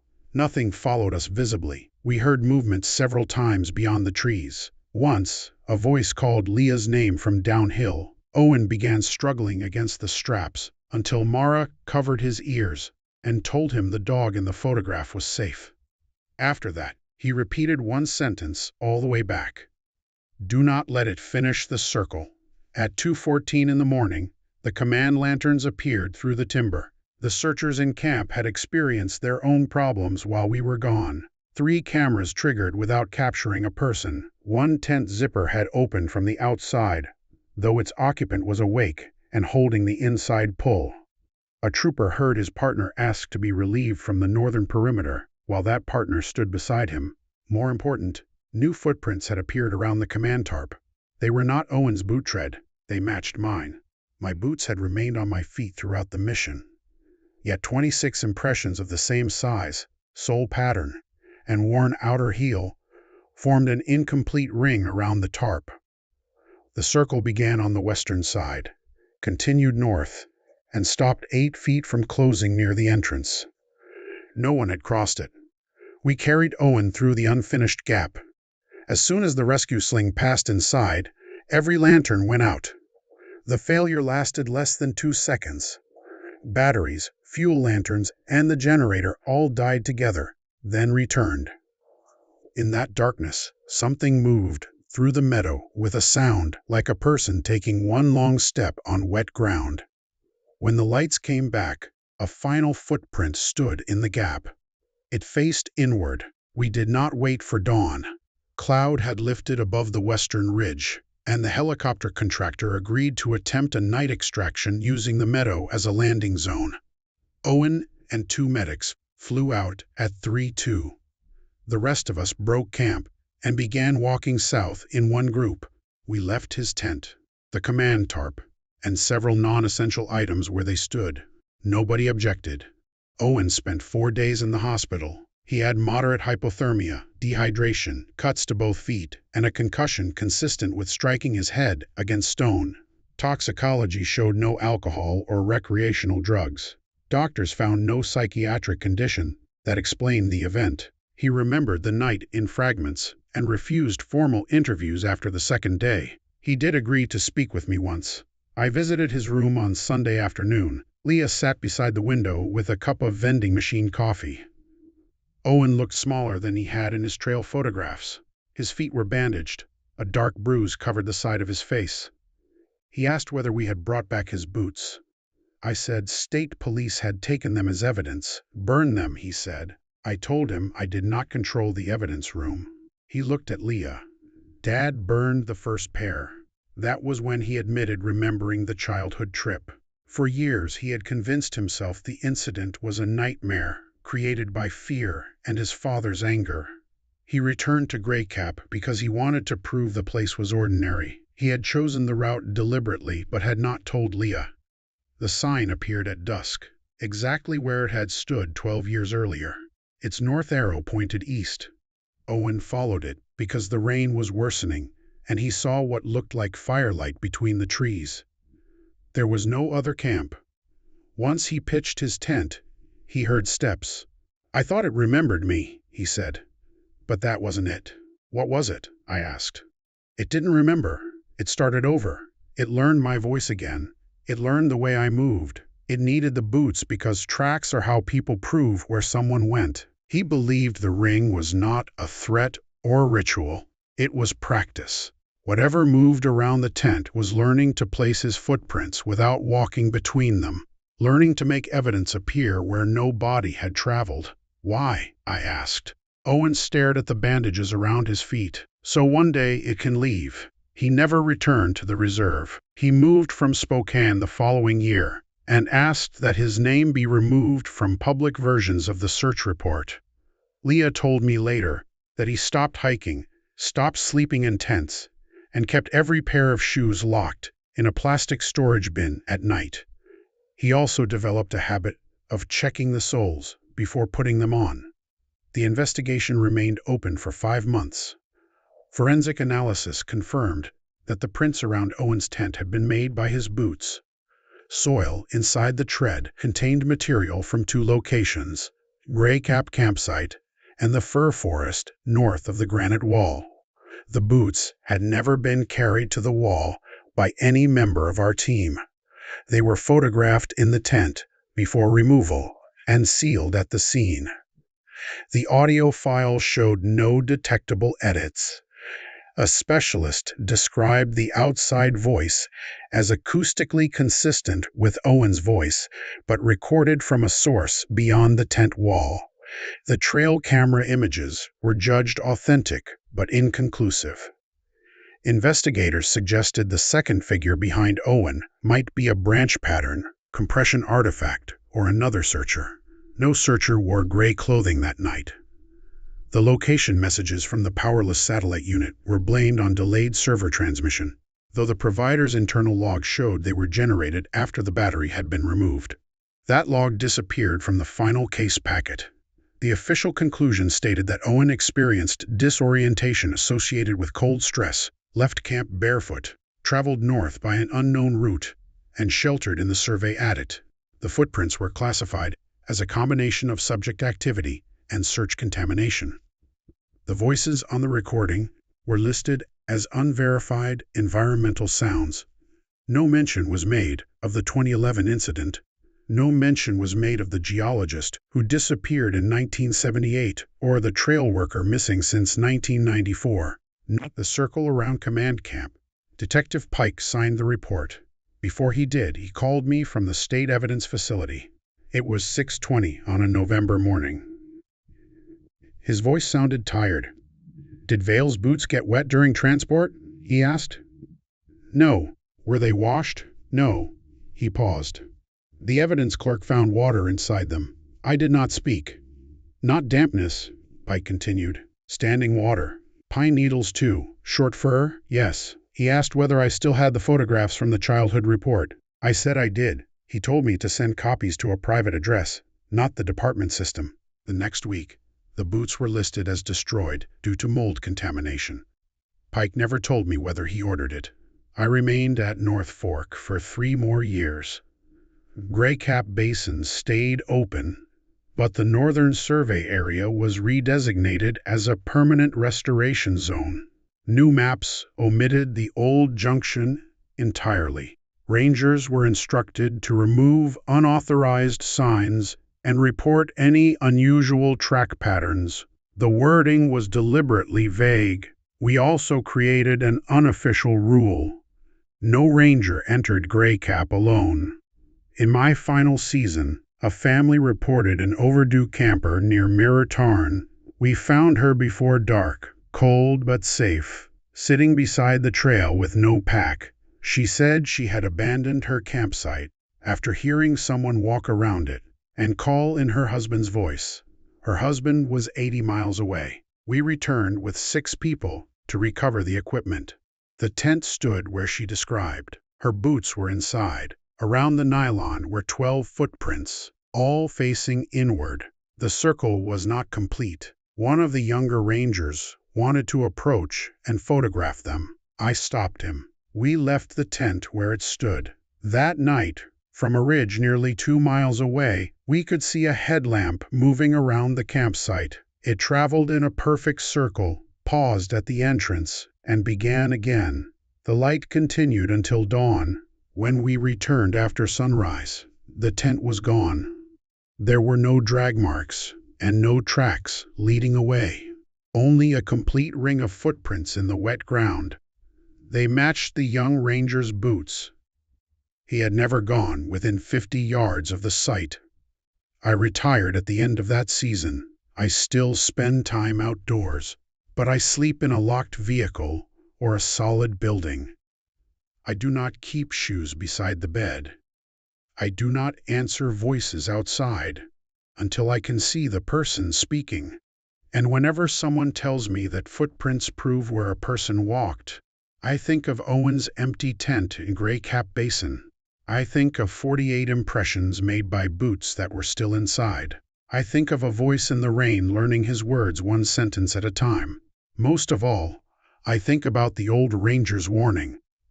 Those prints were never showing us where something had been. They were teaching it where a human being was supposed to stand. Some things in the wilderness do not follow your tracks. They practice them.